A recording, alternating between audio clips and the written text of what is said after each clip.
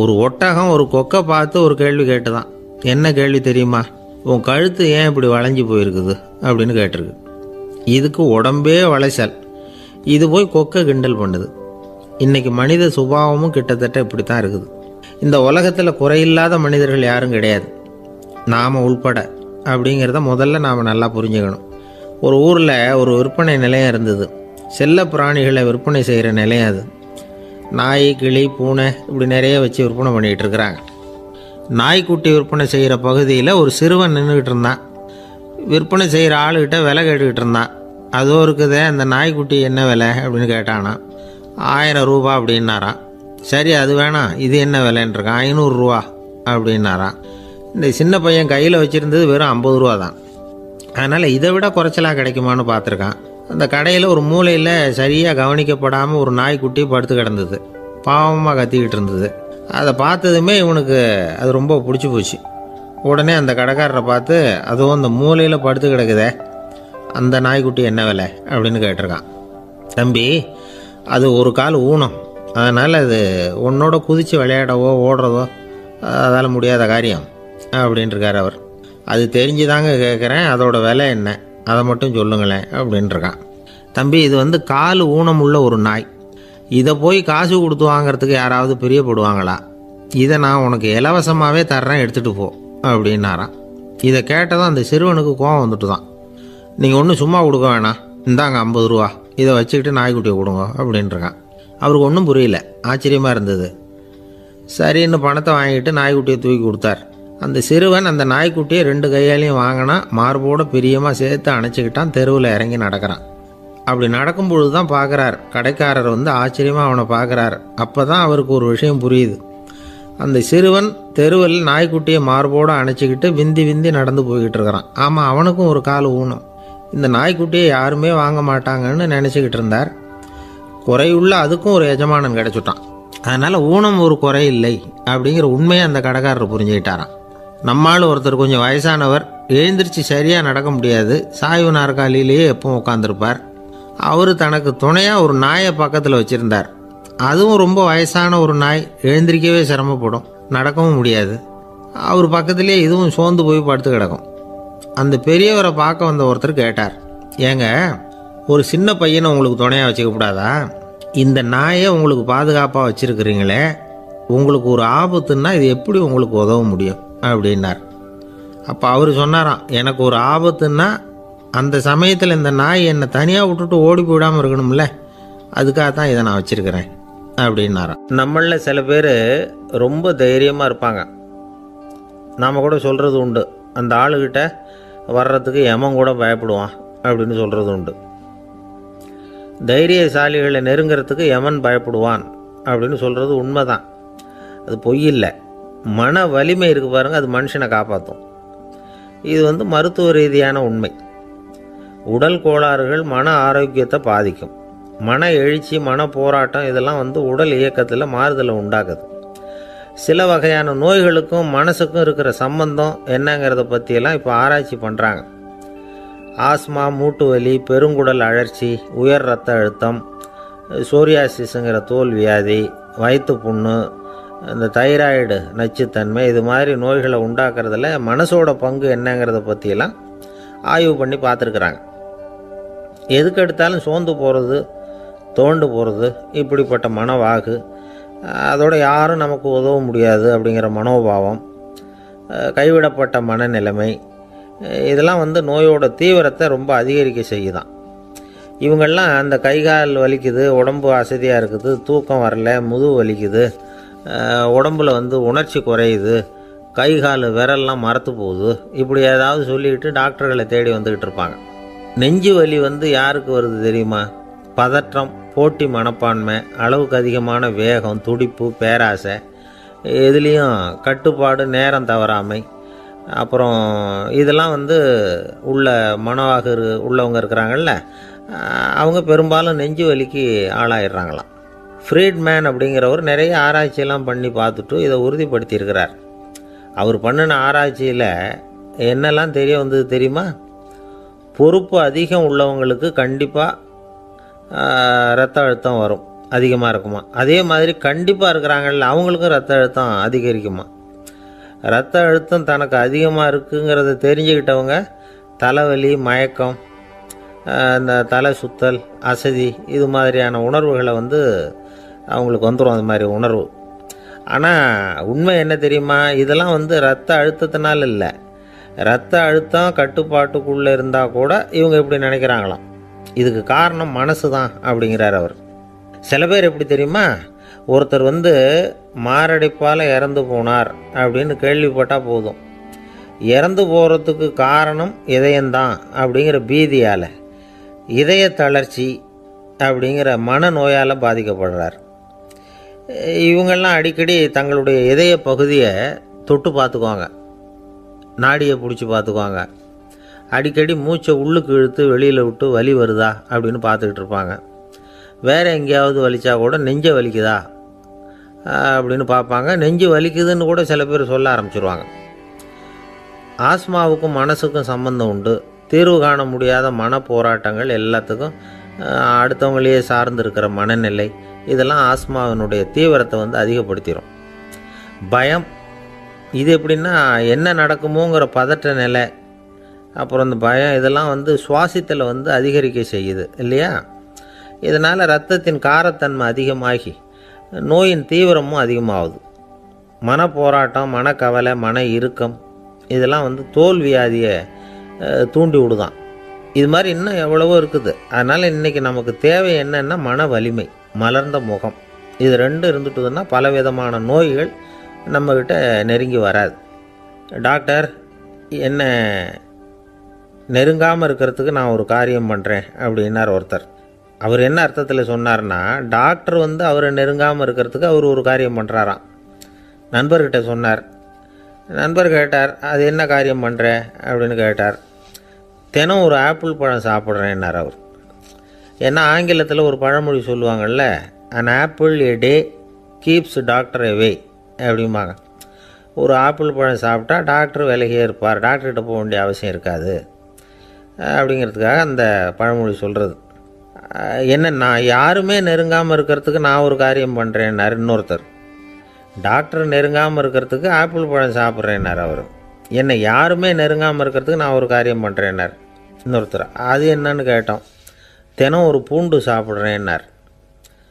ஏ garlic எ day keeps everybody அவே அப்படின்னு அதுக்கு ஒரு புது விளக்கமும் கொடுத்தார். காசி மாநகரத்தை பிரம்மதத்தன் அப்படிங்கிற ராஜா ஆட்சி பண்ணிட்டு வந்தார். அவர் ஒவ்வொரு வருஷமும் ஒரு திருவிழா நடத்துறது வழக்கம். எல்லா தேசத்திலிருந்தும் எல்லா வகையான ஜனங்களும் அதில் கலந்துக்குவாங்க. ஒரு சமயம் அது மாதிரி விழா நடந்துக்கிட்டு இருந்தது. வைகுண்டத்திலேருந்து தேவலோகத்திலேருந்து நிறைய தேவகுமாரர்கள்லாம் காசி நகருக்கு அப்போது வந்திருந்தாங்க. அதில் முக்கியமாக ஒரு 4 தேவகுமாரர்கள், அந்த 4 பேரையும் சுற்றி ஏகப்பட்ட கூட்டம். அப்படி என்ன விசேஷம் அவங்கக்கிட்ட அப்படின்னா, மற்றவங்கள விட அவங்க முகம் அழகாக இருந்ததா அப்படி பார்த்தா அப்படியும் இல்லை. அவங்க அணிஞ்சிருந்த மலர் மாலைகள் தான் அதுக்கு காரணமாக.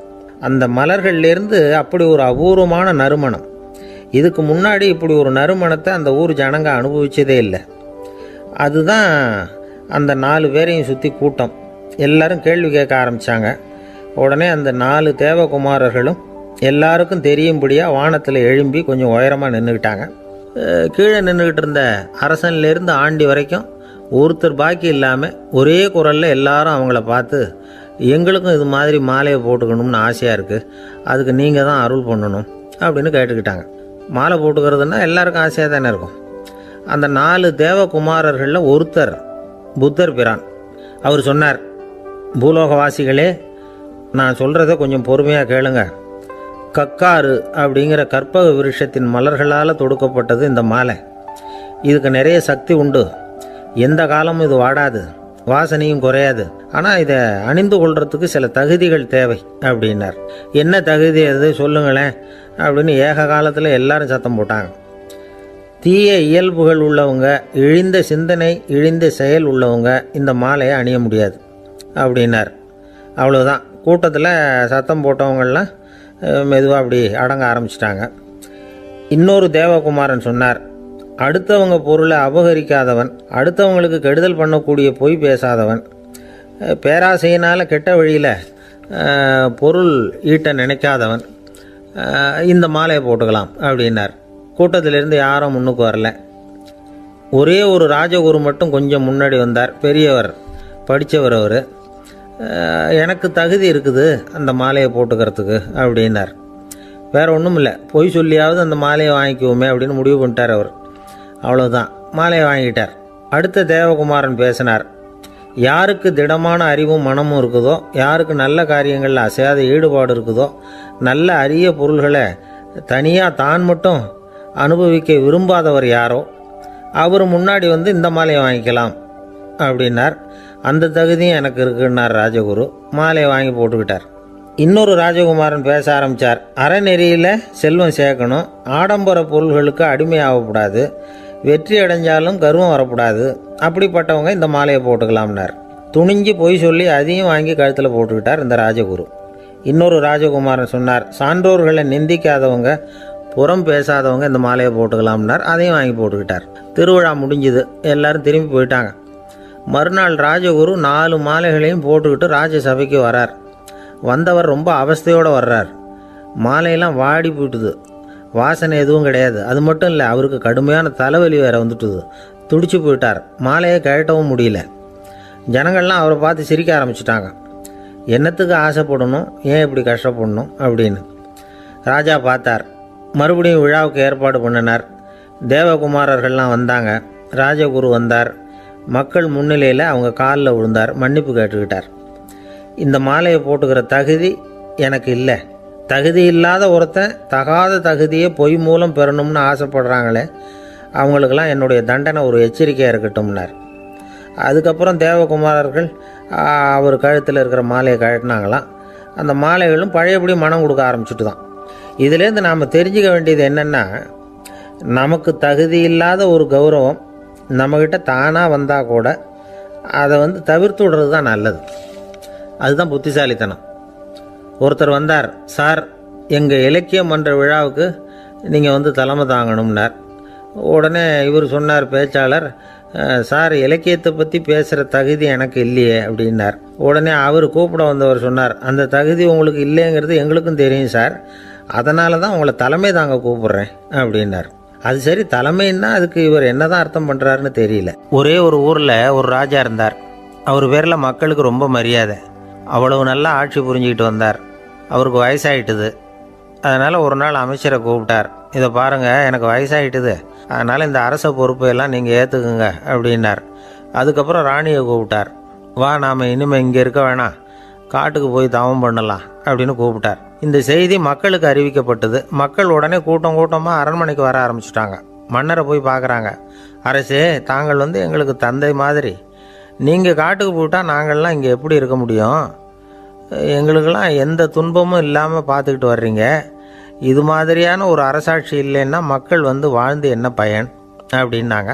இருந்தாலும் என்ன பண்ணுறது, வயசாயிட்ட காரணத்தினால இந்த முடிவுக்கு வர வேண்டியிருக்குது அப்படின்னாரா ராஜா. அப்படின்னா நீங்கள் காட்டுக்கு போக வேணாம், நாங்கள் போகிறோம். நாங்கள் அங்கே போய் தவம் பண்ணுறோம், வழிபாடு பண்ணுறோம். கடவுள் வருவார், அவர்கிட்ட வரம் வாங்கிட்டு வந்துடுறோம் அப்படின்னாங்களாம். அப்படி சொல்லிவிட்டு உடனே எல்லோரும் காட்டுக்கு போனாங்க. நாட்டு மக்கள் எல்லாரும் ஒட்டு மொத்தமாக காட்டில் உட்காந்துக்கிட்டு தவம் பண்ணுறதை பார்த்தார் கடவுள். உடனே புறப்பட்டு வந்தார். எல்லோரும் இப்படி உட்காந்துருக்கிறீங்களே, என்ன வேணும் உங்களுக்கு அப்படின்னு கேட்டார். உடனே மக்கள் எல்லாரும் ஒரு குரலில் சொன்னாங்க, சுவாமி, எங்கள் மன்னன் ரொம்ப நாளைக்கு நல்லபடியாக இருக்கணும். அவர் மகிழ்ச்சியாகவும் உடல் நலத்தோடும் இருந்தால் தான் நாங்கள் அமைதியாக வாழ முடியும் அப்படின்னாங்க. சரி, அதுக்கு என்ன செய்யணும் அப்படின்னார் ஆண்டவன். எங்கள் மன்னருக்கு இன்னும் ஒரு 100 வருஷம் ஆயுளை கொடுங்க அப்படின்னாங்க. அவ்வளவு தானே, சரி அப்படியே ஆகட்டும் அப்படின்னு சொல்லிவிட்டு ஆண்டவன் போயிட்டார். மக்கள் மகிழ்ச்சியோடு திரும்பி வந்தாங்க. மன்னா, கடவுள் வரம் கொடுத்துட்டார், நீங்கள் 100 வருஷம் வாழ போகிறீங்க அப்படின்னாங்க. இதை கேட்டதும் ராணி ராஜாவை வணங்கி, நான் தவம் செய்ய போகிறேன் அப்படின்னு புறப்பட்டாங்க. உடனே மக்கள் என்ன நினச்சாங்க தெரியுமா? ஐயோ, நாம் ராஜாவுக்கு மட்டும்தானே நீண்ட ஆயுள் வேணும்னு வரம் வாங்கினோம், ராணிக்கு வாங்கலையே, அதுதான் கோபத்தில் புறப்பட்டாங்க போல இருக்கு அப்படின்னு நினச்சி வருத்தப்பட்டாங்க. ஆனால் ராணி நினச்சது அது இல்லை. ராணி போய் தவம் பண்ணாங்க, கடவுள் காட்சி கொடுத்தார். இவங்க கேட்குறாங்க, சுவாமி ராஜாவுக்கு மட்டும் 100 வருஷம் ஆயுள்னு வரம் கொடுத்துட்டீங்க, அப்படின்னா குடிமக்களும் 100 வருஷம் இருக்கணும். இப்படிப்பட்ட குடிமக்கள் இல்லைன்னா அப்படிப்பட்ட அரசன் இருந்து என்ன பிரயோஜனம் அப்படின்னாங்களாம். ஆண்டவன் பார்த்தார், சரி அவங்களும் 100 வருஷம் வாழ்வாங்க, அது மட்டும் இல்லை நீயும் 100 ஆண்டு காலம் வாழ வரமளிக்கிறேன் அப்படின்னு சொல்லிவிட்டு மறைஞ்சிட்டார். இதில் ஆண்டவன் வர்றதும் மறையிறதும் முக்கியம் இல்லை. இதில் கவனிக்க வேண்டியது ஆள்கிறவனின் விசால மனம், குடிமக்களின் விசால மனம், ஆள்கிறவன் மனைவியினுடைய விசால மனம். இப்படி ஒரு நாடு இருந்துட்டுதுன்னா எப்படி இருக்கும் வாழ்க்கை நினச்சி பாருங்கள். அதனால தான் பெரியவங்கள்லாம் சொல்கிறாங்க, இதய வாசல் திறந்தே இருக்கணும், இதயத்தின் கதவுகளை மூடாதீங்க அப்படின்னு சொல்லுவாங்க. என்கிட்ட ஒருத்தர் சொன்னார், என்னுடைய இதய வாசல் எப்பவும் திறந்தே தான் இருக்குதுன்னார். எதனால் அப்படி சொல்கிறீங்க அப்படின்னு கேட்டோம். டாக்டரே சொல்லிவிட்டார், என்னுடைய இதயத்தில் ஒரு ஓட்டை இருக்குது அப்படின்னு, வால்வு சரியில்லையா அப்படிங்கிறார். அளவுக்கு மிஞ்சினால் அமிர்தமும் நஞ்சு அப்படின்னு சொல்லுவாங்க. அது உண்மைதான். ஒருத்தருக்கு அளவுக்கு மீறிய புகழ் வந்துட்டுதுன்னு வச்சுங்க, அது கூட ஆபத்தாக போயிடுறது உண்டு. பழங்காலத்துல எல்லாம் கிரேக்க தேசத்தில் ஒரு பழக்கம் உண்டாம். அதாவது யாராவது ஒருத்தரை நாடு கடத்தணும்னா அதுக்கு ஒரு வழி உண்டு. அதாவது ஒருத்தரை நாடு கடத்தணும்னு மக்கள் விரும்புகிறாங்கன்னு வச்சுங்களேன், அவர் பேரை ஒரு மண்பாண்ட ஓட்டுச்சில்லில் எழுதி அதை ஒரு குறிப்பிட்ட பொது இடத்துல போட்டுற வேண்டியது, அவ்வளவுதான். இது மாதிரி பல பேர் போட்டுக்கிட்டே இருப்பாங்க, எல்லாம் அப்படியே குவிஞ்சு போயிடும். அந்த ஓட்டாஞ்சில்லு குவியலில் யாருடைய பேர் அதிகமாக இருக்குதோ அந்த நபரை ஒரு 10 ஆண்டுகள் நாடு கடத்தி விடுவாங்க. இது அந்த ஊர் வழக்கமாக. ஒரு நாள் அந்த குவியலுக்கு பக்கத்தில் ஒரு ஆள் நின்றுக்கிட்டு இருக்கிறான். அவன் கையில் ஒரு ஓட்டாஞ்சில்லு வச்சுருக்கிறான். அதில் யாரோட பேரையோ எழுதணும், எழுதி அந்த இடத்துல போடணுங்கிறது அவன் ஆசை. ஆனால் அவன் படிக்காதவன், அதனால் எழுத தெரியல. யாராவது அந்த வழியாக வர்றாங்களான்னு பார்த்துக்கிட்டே நின்றுக்கிட்டு இருந்தான். ஒரு பெரியவர் வந்துக்கிட்டு இருந்தார். அவர்கிட்ட ஓடினான். கையில் இருந்த மண்பாண்ட சில்லை கொடுத்தான். ஐயா, இதில் ஒரு பேர் எழுதி கொடுங்களேன்னா. அந்த பெரியவர் அதை வாங்கி கையில் வச்சுக்கிட்டு, என்ன பேர் எழுதணும் சொல்லு அப்படின்னா. இவன் சொன்னான், அரிஸ்டைடிஸ் அப்படின்னு எழுதுங்க அப்படின்னா. இதை கேட்டதும் அந்த பெரியவருக்கு அதிர்ச்சி. ஏன்னா அவர் தான் அரிஸ்டைடிஸ், தத்துவ மேதை அரிஸ்டைடிஸ் அவர். இருந்தாலும் நான் தான் அதுங்கிறத காட்டிக்காமல் அந்த ஆளுகிட்ட கேட்டார். அது சரிப்பா, அரிஸ்டைடிஸுங்கிற பேரை எழுத சொல்கிற, அவர் உனக்கு என்ன கெடுதல் பண்ணார், அவர் பேரை இதில் எழுத சொல்கிறிய அப்படின்னு கேட்டிருக்கார். அதுக்கு இவன் சொன்னானா, அவர் எனக்கு எந்த கெடுதலும் பண்ணலை, அவரை நான் பார்த்தது கூட இல்லை அப்படின்ட்டுருக்கான். அப்புறம் எதுக்காக அவரை நாடு கடத்தணும்னு நீ ஆசைப்படுற அப்படின்னு கேட்டிருக்கார்.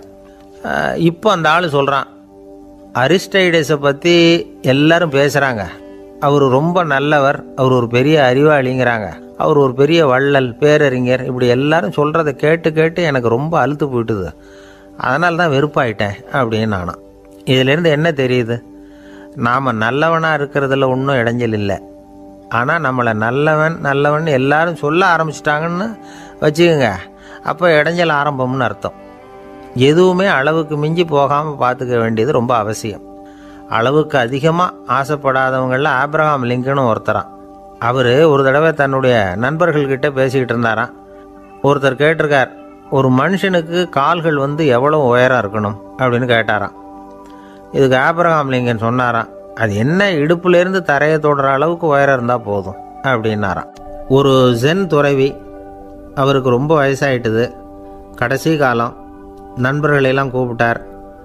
நண்பர்களே, நான் வித்தியாசமான முறையில் சாகணும்னு ஆசைப்படுறேன், அதுக்கு ஏதாவது யோசனை சொல்லுங்களேன் அப்படின்னு கேட்டாராம். நண்பர்கள் சிரித்தாங்க. என்ன பேச்சு பேசுகிறீங்க, சாவறதுங்கிறது என்ன விளையாட்டு கத்தனமான காரியமா அப்படின்னு கேட்டிருக்காங்க. அந்த துறவி கொஞ்ச நேரம் யோசனை பண்ணார். அப்புறம் கேட்டாராம், இது வரைக்கும் யாராவது நடந்துக்கிட்டே இறந்துருக்குறாங்களா அப்படின்னாராம். எல்லாரும் இல்லைன்னாங்களாம்.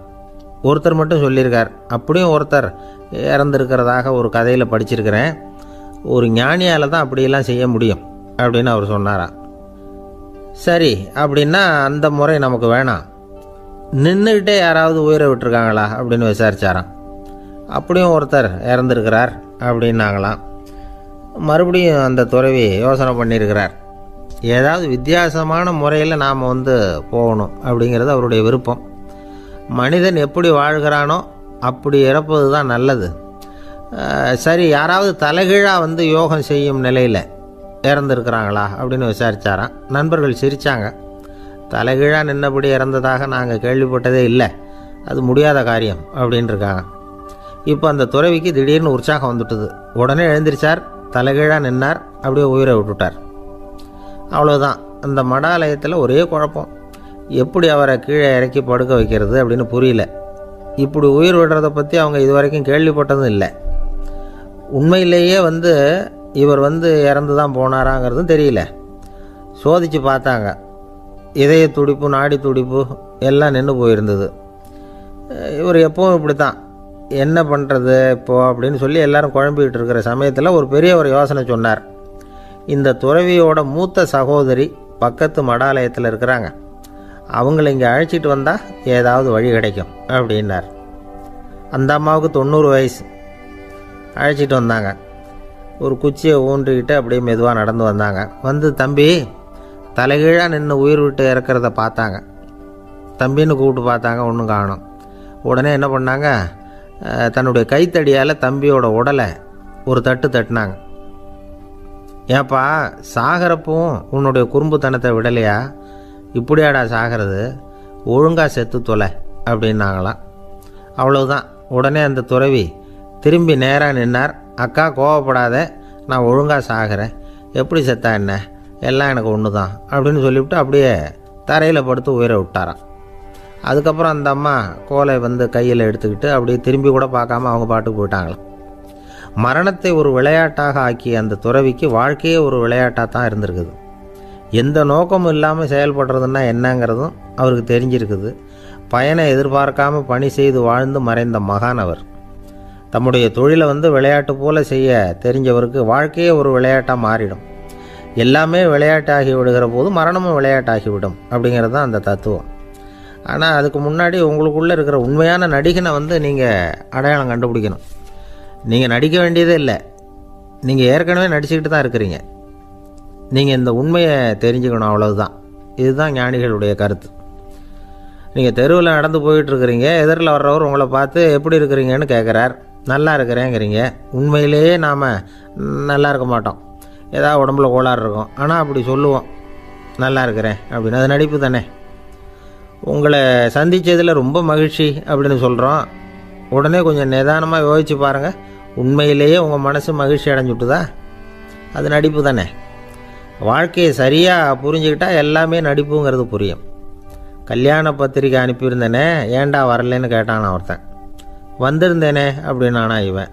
டேய், ஏன்டா போய் சொல்கிற, நான் பத்திரிக்கையே உனக்கு அனுப்பலையே அப்படின்ட்டுருக்கான் அவன். அதுக்கு இவன் சொன்னானா, பத்திரிக்கை அனுப்புனேன்னு நீ போய் சொல்கிறப்போ கல்யாணத்துக்கு வந்தேன்னு நான் போய் சொல்லக்கூடாதா அப்படின்னானா. ஒரு பெரிய பியானோ கலைஞர் வியன்னாவில் இருந்தார். ரொம்ப புகழ்பெற்ற இசை கலைஞர் அவர். இங்கிலாந்து மகாராணி விக்டோரியா அவருடைய சங்கீதத்தை கேட்கணும்னு ஆசைப்பட்டாங்க. அவரை அரண்மனைக்கு கூப்பிட்டாங்களாம். பியானோ வாசிக்க சொல்லி கேட்டாங்களாம். இவரும் ரொம்ப பிரமாதமாக வாய்ச்சி காட்டியிருக்கார். உடனே பாராட்டி பரிசுகள்லாம் கொடுத்து அனுப்புனாங்களாம். அந்த இசையை கேட்குறதுல அரசிக்கு ரொம்பவும் ஆர்வம் உண்டு. அதனால் அதுக்கப்புறமும் அந்த கலைஞர் அடிக்கடி அரண்மனைக்கு வர வேண்டிய அவசியம் ஏற்பட்டது. ஏன்னா அரசி கூப்பிட ஆரம்பித்தாங்க. இவர் போகணும், அங்கே இசை நிகழ்ச்சி நடத்தணும். இவர் அங்கே பாடி வாசிக்கிறது உண்டு.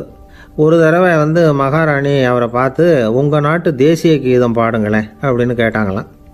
உடனே அவர் தன்னுடைய நாடான ஆஸ்திரியாவின் தேசிய கீதத்தை பாடியிருக்கிறார். அவர் பாட ஆரம்பித்த உடனே மகாராணி எழுந்திரிச்சு நின்னாங்களாம். அதுக்கு மரியாதை செலுத்துகிற நோக்கத்தோடு பாட்டு முடிகிற வரைக்கும் அப்படியே நின்றுக்கிட்டு இருந்தாங்களாம். இதுதான் அந்த அரசியினுடைய பெருந்தன்மை. அதாவது நாட்டுப்பற்றுங்கிறது அந்த அளவுக்கு அப்படி இருக்கணும். இப்படி ஒரு அரசியே நம்ம நாட்டு தேசிய கீதத்துக்கு எழுந்திரிச்சு நின்று மரியாதை செலுத்துகிறாங்க அப்படிங்கிறத புரிஞ்சிக்கும் பொழுது அந்த முதிய கலைஞரின் மகிழ்ச்சிக்கு அளவே இல்லையாம். அதுக்கப்புறம் அந்த பியானோ கலைஞர் ஒரு நாள் தன்னுடைய நண்பர் ஒருத்தர்கிட்ட பேசிக்கிட்டு இருந்தாராம். அப்போ சொன்னாராம், மகாராணியார் வந்து எனக்கு எவ்வளவோ பரிசுகள்லாம் கொடுத்துருக்குறாங்க. ஒரு தடவை எனக்கு வைரக்கல் பதித்த அணி ஒன்றை கூட பரிசாக கொடுத்தாங்க. ஆனால் அதை விட உயர்ந்த விலை மதிக்க முடியாத அணி என்ன தெரியுமா? நான் என்னுடைய நாட்டு தேசிய கீதத்தை நான் பாடுறப்போ அவங்க எழுந்திரிச்சு நின்று மரியாதை செலுத்தினாங்களே, அதுதான் எனக்கு கிடைச்ச மிகப்பெரிய பரிசு அப்படின்னாராம். எனக்கு தெரிஞ்ச சங்கீத வித்வான் ஒருத்தர் இருக்கார். சமீபத்தில் ஒரு நாள் அவரை பார்த்தேன். எப்படி போயிட்டுருக்கு உங்கள் தொழில் அப்படின்னு கேட்டேன். ரொம்பவும் வித்தியாசமாக போயிட்டுருக்குங்க அப்படின்னார். என்ன சொல்கிறீங்க அப்படின்னேன். முன்னாடியெல்லாம் நான் பாடினா எதிரில் இருக்கிறவங்க தான் எழுந்திரிச்சு போயிட்டு இருந்தாங்க. இப்போ எப்படின்னா நான் பாட ஆரம்பிச்சுட்டா உடனே பக்கவாத்தியக்காரனே எழுந்திரிச்சு போயிடுறான் அப்படின்னார் ரொம்ப வேதனையோட. பொங்கல் திருநாள்னா இது ஏதோ அறுவடை திருநாள் அப்படின்னு சொல்லுவோம்.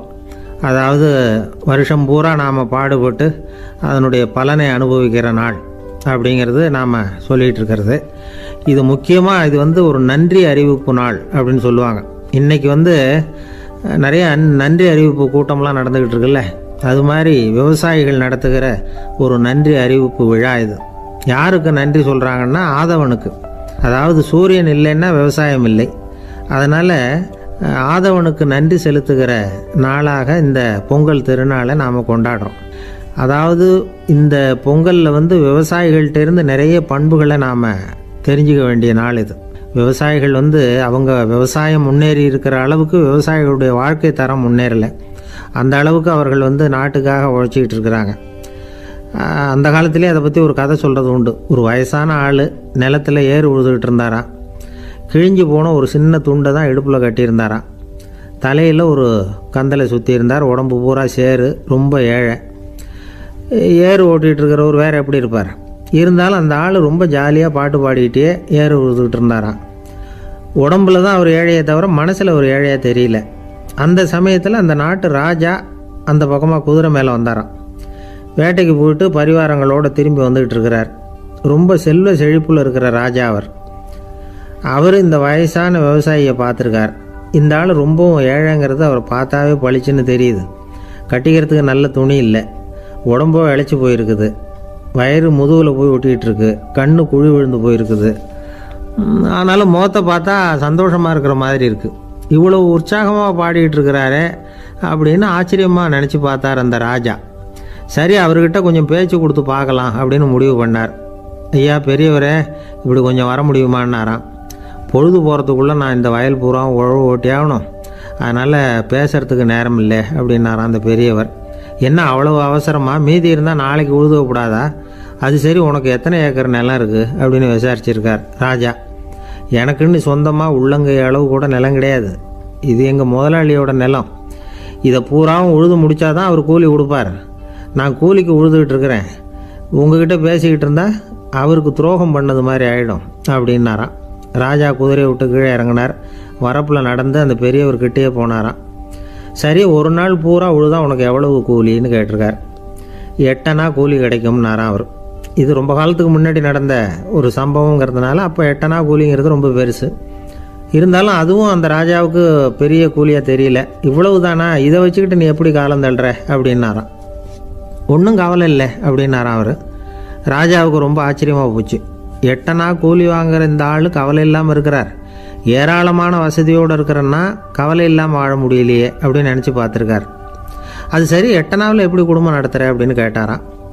எனக்கு கிடைக்கிற 8 அணாவில் 2 அணா குடும்பத்துக்கு செலவழிக்கிறேன், 2 அணா பழைய கடனுக்கு கொடுக்குறேன், 2 அணா தர்மம் செய்கிறேன், 2 அணா வட்டிக்கு கொடுக்குறேன், ஒரு குறையும் இல்லைன்னாராம். ராஜாவுக்கு ஒன்றும் புரியல. எனக்கு ஒன்றும் புரியலேன்னு இருக்கார். ஐயா, எனக்கும் என் மனைவிக்கும் 2 அணா செலவாகுது. வயசான அம்மா அப்பா இருக்கிறாங்க, சின்ன வயசில் என்னை காப்பாற்றினவங்க அவங்க. அந்த கடனுக்கு 2 அணா செலவாகுது, அது பழைய கடன். என் தங்கச்சி ஒருத்தி ஆதரவு இல்லாத நிலைமையில் தன்னுடைய மகனோட என் வீட்டில் இருக்கிறா. அவளுக்கும் அவள் மகனுக்கும் 2 அணா செலவு பண்ணுறேன், அது தர்மம். எனக்கு 2 பிள்ளைங்க இருக்கிறாங்க, அவங்களுக்கு 2 அணா செலவு பண்ணுறேன், அது வட்டிக்கு கொடுக்கறது மாதிரி. பிற்காலத்தில் அவங்க எங்களை காப்பாற்றுவாங்க. அந்த வகையில் நான் திருப்தியோடு வாழ்ந்துக்கிட்டு இருக்கிறேன் அப்படின்னாராம். ராஜாவுக்கு அர்த்தம் புரிய ஆரம்பிச்சுதான். அந்த பெரிய நிலத்தை விலை கொடுத்து வாங்கி அந்த பெரியவருக்கே தானமாக கொடுத்துட்டாராம். இப்போ உழுதவருக்கே நிலம் சொந்தமாயிட்டுது. அன்னையிலேருந்து அரசனுக்கும் ஆறுதல் கிடைச்சிதான். இப்படி ஒரு கதை சொல்லுவாங்க. 8 அணா வருமானத்தை வச்சுக்கிட்டு எப்படி காலத்தை தள்ளுறதுன்னு சொல்கிறதுக்காக இந்த கதையை சொல்கிறதாக யாரும் தப்பாக நினச்சிக்கக்கூடாது. கிடைக்கிறத எப்படி பங்கு போடுறார், எப்படி திருப்தியாக வாழறார் அப்படிங்கிறது தான் முக்கியம். அது மாதிரி இன்றைக்கு இந்த பொங்கல் திருநாளில் உழவர்கள் மனசு மகிழ்ச்சியாக இருந்ததுன்னா அது எல்லாரும் மகிழ்ச்சியாக இருக்கிறது மாதிரி அர்த்தம். அதனால் அவர்கள்ட்ட இருந்து நாம் பாடம் கற்றுக்கணும். சில உழவர்கள் தங்கள் நிலத்தில் விளையிறத தாங்கள் சாப்பிட மாட்டாங்க. அடுத்தவங்கள்ட்ட விற்றுட்டு சந்தையில் போய் வேறு அரிசி வாங்கிட்டு வந்து தான் இவங்க சாப்பிடுவாங்க. அப்படிப்பட்ட விவசாயிகள்லாம் இது உண்டு. பங்கிடுகிற பண்பை உழவர்கள்ட்ட இருந்து கற்றுக்கொள்ளுங்கள் அப்படிம்பாங்க. ஒரு ஆள் நிம்மதியாக மகிழ்ச்சியாக இருந்தானா உங்கள் நிம்மதிக்கும் மகிழ்ச்சிக்கும் என்ன காரணம்னு கேட்டிருக்கார் இன்னொருத்தர். என்கிட்ட இருந்தது பூராவையும் என் பிள்ளைங்களுக்கு சமமாக பங்கு போட்டு கொடுத்துட்டேன், எனக்குன்னு எதுவுமே வச்சுக்கல, அதுதான் நிம்மதிக்கு காரணம்ன்றிருக்கான். உங்ககிட்ட இருந்தது எவ்வளவு இருந்தது அப்படின்னு கேட்டிருக்காரு அவர். மொத்தமாக ஒரு 50,000 ரூபா இருக்கும் அப்படின்னு இருக்கான். அவ்வளவும் பணமாகவே இருந்ததா அப்படின்னு கேட்டிருக்காங்க இவங்க. இல்லைங்க, அவ்வளவும் கடன், அதை தான் பிரித்து கொடுத்துருக்கேன் பிள்ளைங்கக்கிட்ட அப்படின்னு நானும். அவன் எது ரொம்பவும் கஷ்டமான காரியம் அப்படின்னு கேட்டார் ஒருத்தர். ஒருத்தருக்கு ஒருத்தர் சண்டை போடாமல் இருக்கிறது தான் ரொம்ப கஷ்டமான காரியம் அப்படின்னு தோணுது. ஒரு நாட்டுக்கும் இன்னொரு நாட்டுக்கும் சண்டை, நாட்டுக்குள்ளேயே ஒரு குரூப்புக்கும் இன்னொரு குரூப்புக்கும் சண்டை. ஏன் சண்டை போட்டுக்கிறீங்கன்னு கேட்டு பாருங்கள். நாங்கள் சமாதானத்துக்காக தான் சண்டை போட்டுக்கிறோம் அப்படிம்பாங்க. வாழறதுக்காக பிறந்த மனுஷன் லட்சியத்துக்காக உயிரை விட தயார் அப்படின்னு சொல்லிகிட்டு இருப்பான். அப்படி உயிரை விடுறவங்கள நாமளும் பாராட்டுவோம். ஆனால் ஒன்றுமில்லாத விஷயங்களுக்கெல்லாம் சண்டை போடுறவங்களெல்லாம், அப்படிப்பட்டவங்களையும் சரி உயிரை விடுறவங்களையும் சரி என்னென்னு சொல்கிறது, யுத்தங்களாலேயும் சண்டைகளாலேயும் நாம் அடையிறது என்னங்கிறது ஒரு பக்கம் இருக்கட்டும், இழக்கிறது என்ன தெரியுமா? ஏராளமான உயிர்கள். ரத்தம் சிந்தறதுக்கு நான் தயார் அப்படின்னு மார்தட்டி சொல்லலாம். ஆனால் ரத்தம் சிந்தினா உயிர் காத்துக்கிட்டு இருக்க தயார் இல்லை. அதாவது உயிர் நமக்காக காத்துக்கிட்டு இருக்க தயார் இல்லை. இழக்கிற ரத்தத்தை ஈடுகட்டினா தான் உயிரை காப்பாற்ற முடியும். அதனால் இது சம்மந்தமாக ஆராய்ச்சி செய்கிற கட்டாயம் ஏற்பட்டு போச்சு. அதோட விளைவாக புதுசாக ஒன்றை கண்டுபிடிச்சிருக்கிறாங்க. அதுதான் செயற்கை ரத்தப்பொடி. இப்போ இந்த திடீர் சாம்பார் பொடி, திடீர் ரசப்பொடி, திடீர் காப்பி பொடி இப்படிலாம் சொல்கிறோம்ல, அது மாதிரி இது திடீர் ரத்தப்பொடி. இஸ்ரேல் ஒரு சின்ன நாடு, மக்கள் தொகை குறைச்சல், அதோட போர்கள் வேறு. அதனால் காயம்பட்டவங்களை காப்பாற்றியே தீர வேண்டிய கட்டாயம். காப்பாற்றணும்னா ரத்த இழப்பை தடுக்கணும். அப்படின்னா உடனடியாக புது ரத்தம் செலுத்தி ஆகணும். திடீர்னு ரத்தம் வேணும்னா எங்கே போகிறது? அதுவும் கிடைக்கிற ரத்தம் சேர்கிற குரூப்பாக இருக்கணும். ஒரு வேடிக்கை பார்த்தீங்களா, நான் வேறு குரூப்பு நீ வேறு குரூப்புன்னு இவன் சண்டை போடுறான். இதில் அடிபட்டவனுக்கு ரத்தம் கொடுக்க போனால் அதுலேயும் அது வேறு வேறு குரூப்பாக இருக்குது. அது ரத்தமும் வேறு வேறு குரூப்புன்னு சொல்லிகிட்டு இருக்குது. எந்த குரூப்பு ரத்தம் வேணும், அது உடனடியாக கிடைக்கலன்னா என்ன பண்ணுறது? இப்படிப்பட்ட கஷ்டம்லாம் நமக்கு வந்துடுது. இதுக்காக தான் விஞ்ஞானிகள் இந்த ரத்த பொடியை கண்டுபிடிச்சிருக்கிறாங்க. அதாவது ஒரு ஆள் அடிபட்டு போட்டான்னு வச்சுங்களேன், அவனுக்கு ரத்தம் கிடைக்கல, உடனே என்ன பண்ணலாம்? இந்த சுத்தப்படுத்தப்பட்ட தண்ணீரை கொஞ்சம் எடுத்துக்க வேண்டியது, அதில் இந்த ரத்த பொடியை கரைக்க வேண்டியது. இப்போ இந்த செயற்கை ரத்தம் தயாராகிட்டுது. இதை அந்த ஆள் உடம்புல ஏற்றி விட்டுற வேண்டியது. இயற்கையாக நம்ம உடம்புல இருக்கிற ரத்தம் என்னென்ன வேலை செய்யுதோ அதே வேலையை இதுவும் செய்யும். அதாவது ஆக்சிஜனை உடம்புல எல்லா இடத்துக்கும் எடுத்துகிட்டு போகுது. அந்த வேலையை இந்த செயற்கை ரத்தமும் செஞ்சுருது. ஆனால் ஒரு விஷயம், இந்த செயற்கை ரத்தம் ஒரு அவசரத்துக்கு தான் உபயோகப்படுத்தலாம், ஒரு முதல் உதவி மாதிரி. அதை அப்படியே நிரந்தரமாக விட்டுற முடியாது. பின்னாடி தேவையான குரூப்பு உண்மையான ரத்தம் கிடைச்ச உடனே அதை செலுத்திக்கணும். உண்மையான ரத்தத்தை 20லேருந்து 40 நாள் வரைக்கும் தான் பாதுகாக்க முடியும். அதுவும் குளிர்பதன பெட்டியில். அதுக்குள்ளே உபயோகப்படுத்தலைன்னா அது வீணாக போயிடும். இந்த ரத்த பொடி அப்படி இல்லை, எவ்வளோ நாள் வேணும்னாலும் அப்படியே வச்சுருக்கலாம். குளிர்பதன பெட்டியும் தேவையில்லை. ஆனால் ஒன்று, இது தண்ணியில் கலந்து செயற்கை ரத்தமாக ஆக்கிவிட்டா அதோட வலு 72 மணி நேரம் தான். அதாவது 3 நாள். அதுக்குள்ளே அந்த ஆசாமியை எங்கேயாவது ஆஸ்பத்திரிக்கு தூக்கிட்டு போய் உண்மையான ரத்தத்தை கொடுத்துடணும். சண்டையில் அடிபடுறவங்க, சாலை விபத்தில் அடிபடுறவங்க, இவங்களுக்கெல்லாம் அவசரத்துக்கு கை கொடுத்து உதவுறது இந்த செயற்கை ரத்த பொடி. அதுக்கப்புறம் நாம் கொடுக்குற ரத்தம் தான் அவங்கள காப்பாற்றணும். இன்றைக்கி ரத்தத்தை தானமாக கொடுக்க தயாராக இருக்கிற நல்ல உள்ளங்கள் ஏராளம். எவ்வளவு ஆக்சிடெண்ட்டு, ஆப்ரேஷன், இதில் சம்மந்தப்பட்டவங்களை காப்பாற்றுறது நாம் தானமாக கொடுக்குற ரத்தம் தானே. ஒரு ஆக்சிடெண்ட்டு, ஒரு ஸ்கூட்டர் ஒரு ஆள் மேலே மோதி விட்டுது, பார்த்து வரக்கூடாதா அப்படின்னா அந்த ஆள், நீ தான் பார்த்து நடக்கணும், ஏன்னா 20 வருஷமாக நான் அந்த ஸ்கூட்டரை ஓட்டிக்கிட்டு இருக்கிறேன் அப்படின்னானா இவன். இதுக்கு அவன் சொன்னானா, நீ தான் பார்த்து ஓட்டணும், ஏன்னா 40 வருஷமாக நான் இப்படி நடந்துக்கிட்டு இருக்கிறேன் அப்படின்னானா. ஒரு ஊரில் ஒரு ராஜா இருந்தார். பெரிய அரண்மனையில் தான் இருக்கிறார். எல்லா வசதியும் இருந்தது. இருந்தாலும் அவர் எல்லாரும் சொல்கிறது எப்படி தெரியுமா, பிச்சைக்கார ராஜா. அப்படி ஒரு பேர் அவருக்கு நிலைச்சி போச்சு. ஜனங்களும் சரி, மற்ற தேசங்களில் உள்ளவங்களும் சரி, அவர் அந்த பேர் சொல்லியே குறிப்பிடுறது வழக்கமாக போட்டுது. இது அவருக்கு ரொம்ப கவலையாக போச்சு. என்ன இது, நம்மளை தேடி வர்றவங்களுக்கெல்லாம் நாம் சோறு போடுறோம், நம்ம புகழ்ந்து பாடல் ஏற்றி கொண்டு வர்ற புலவர்களுக்கெல்லாம் அவங்க எப்படி வந்தாலும் ஒருவேளை சோறு போடணுங்கிறது உத்தரவு. இவ்வளவுலாம் செஞ்சும் நம்மளை போய் பிச்சைக்கார ராஜான்னு எல்லாரும் சொல்கிறாங்களே, அது ஏன், எதுக்காக இப்படி சொல்கிறாங்க? இதுதான் ராஜாவுக்கு குழப்பம். சரி, இதை பற்றி நம்ம அமைச்சர்கள்கிட்ட கேட்கலாமா அப்படின்னு யோசனை பண்ணார். இந்த விஷயத்தை போய் அவங்கக்கிட்ட எப்படி கேட்கறதுன்னு அவருக்கு தயக்கமாக இருந்தது. கௌரவ குறைச்சலாக தெரிஞ்சுது அவருக்கு.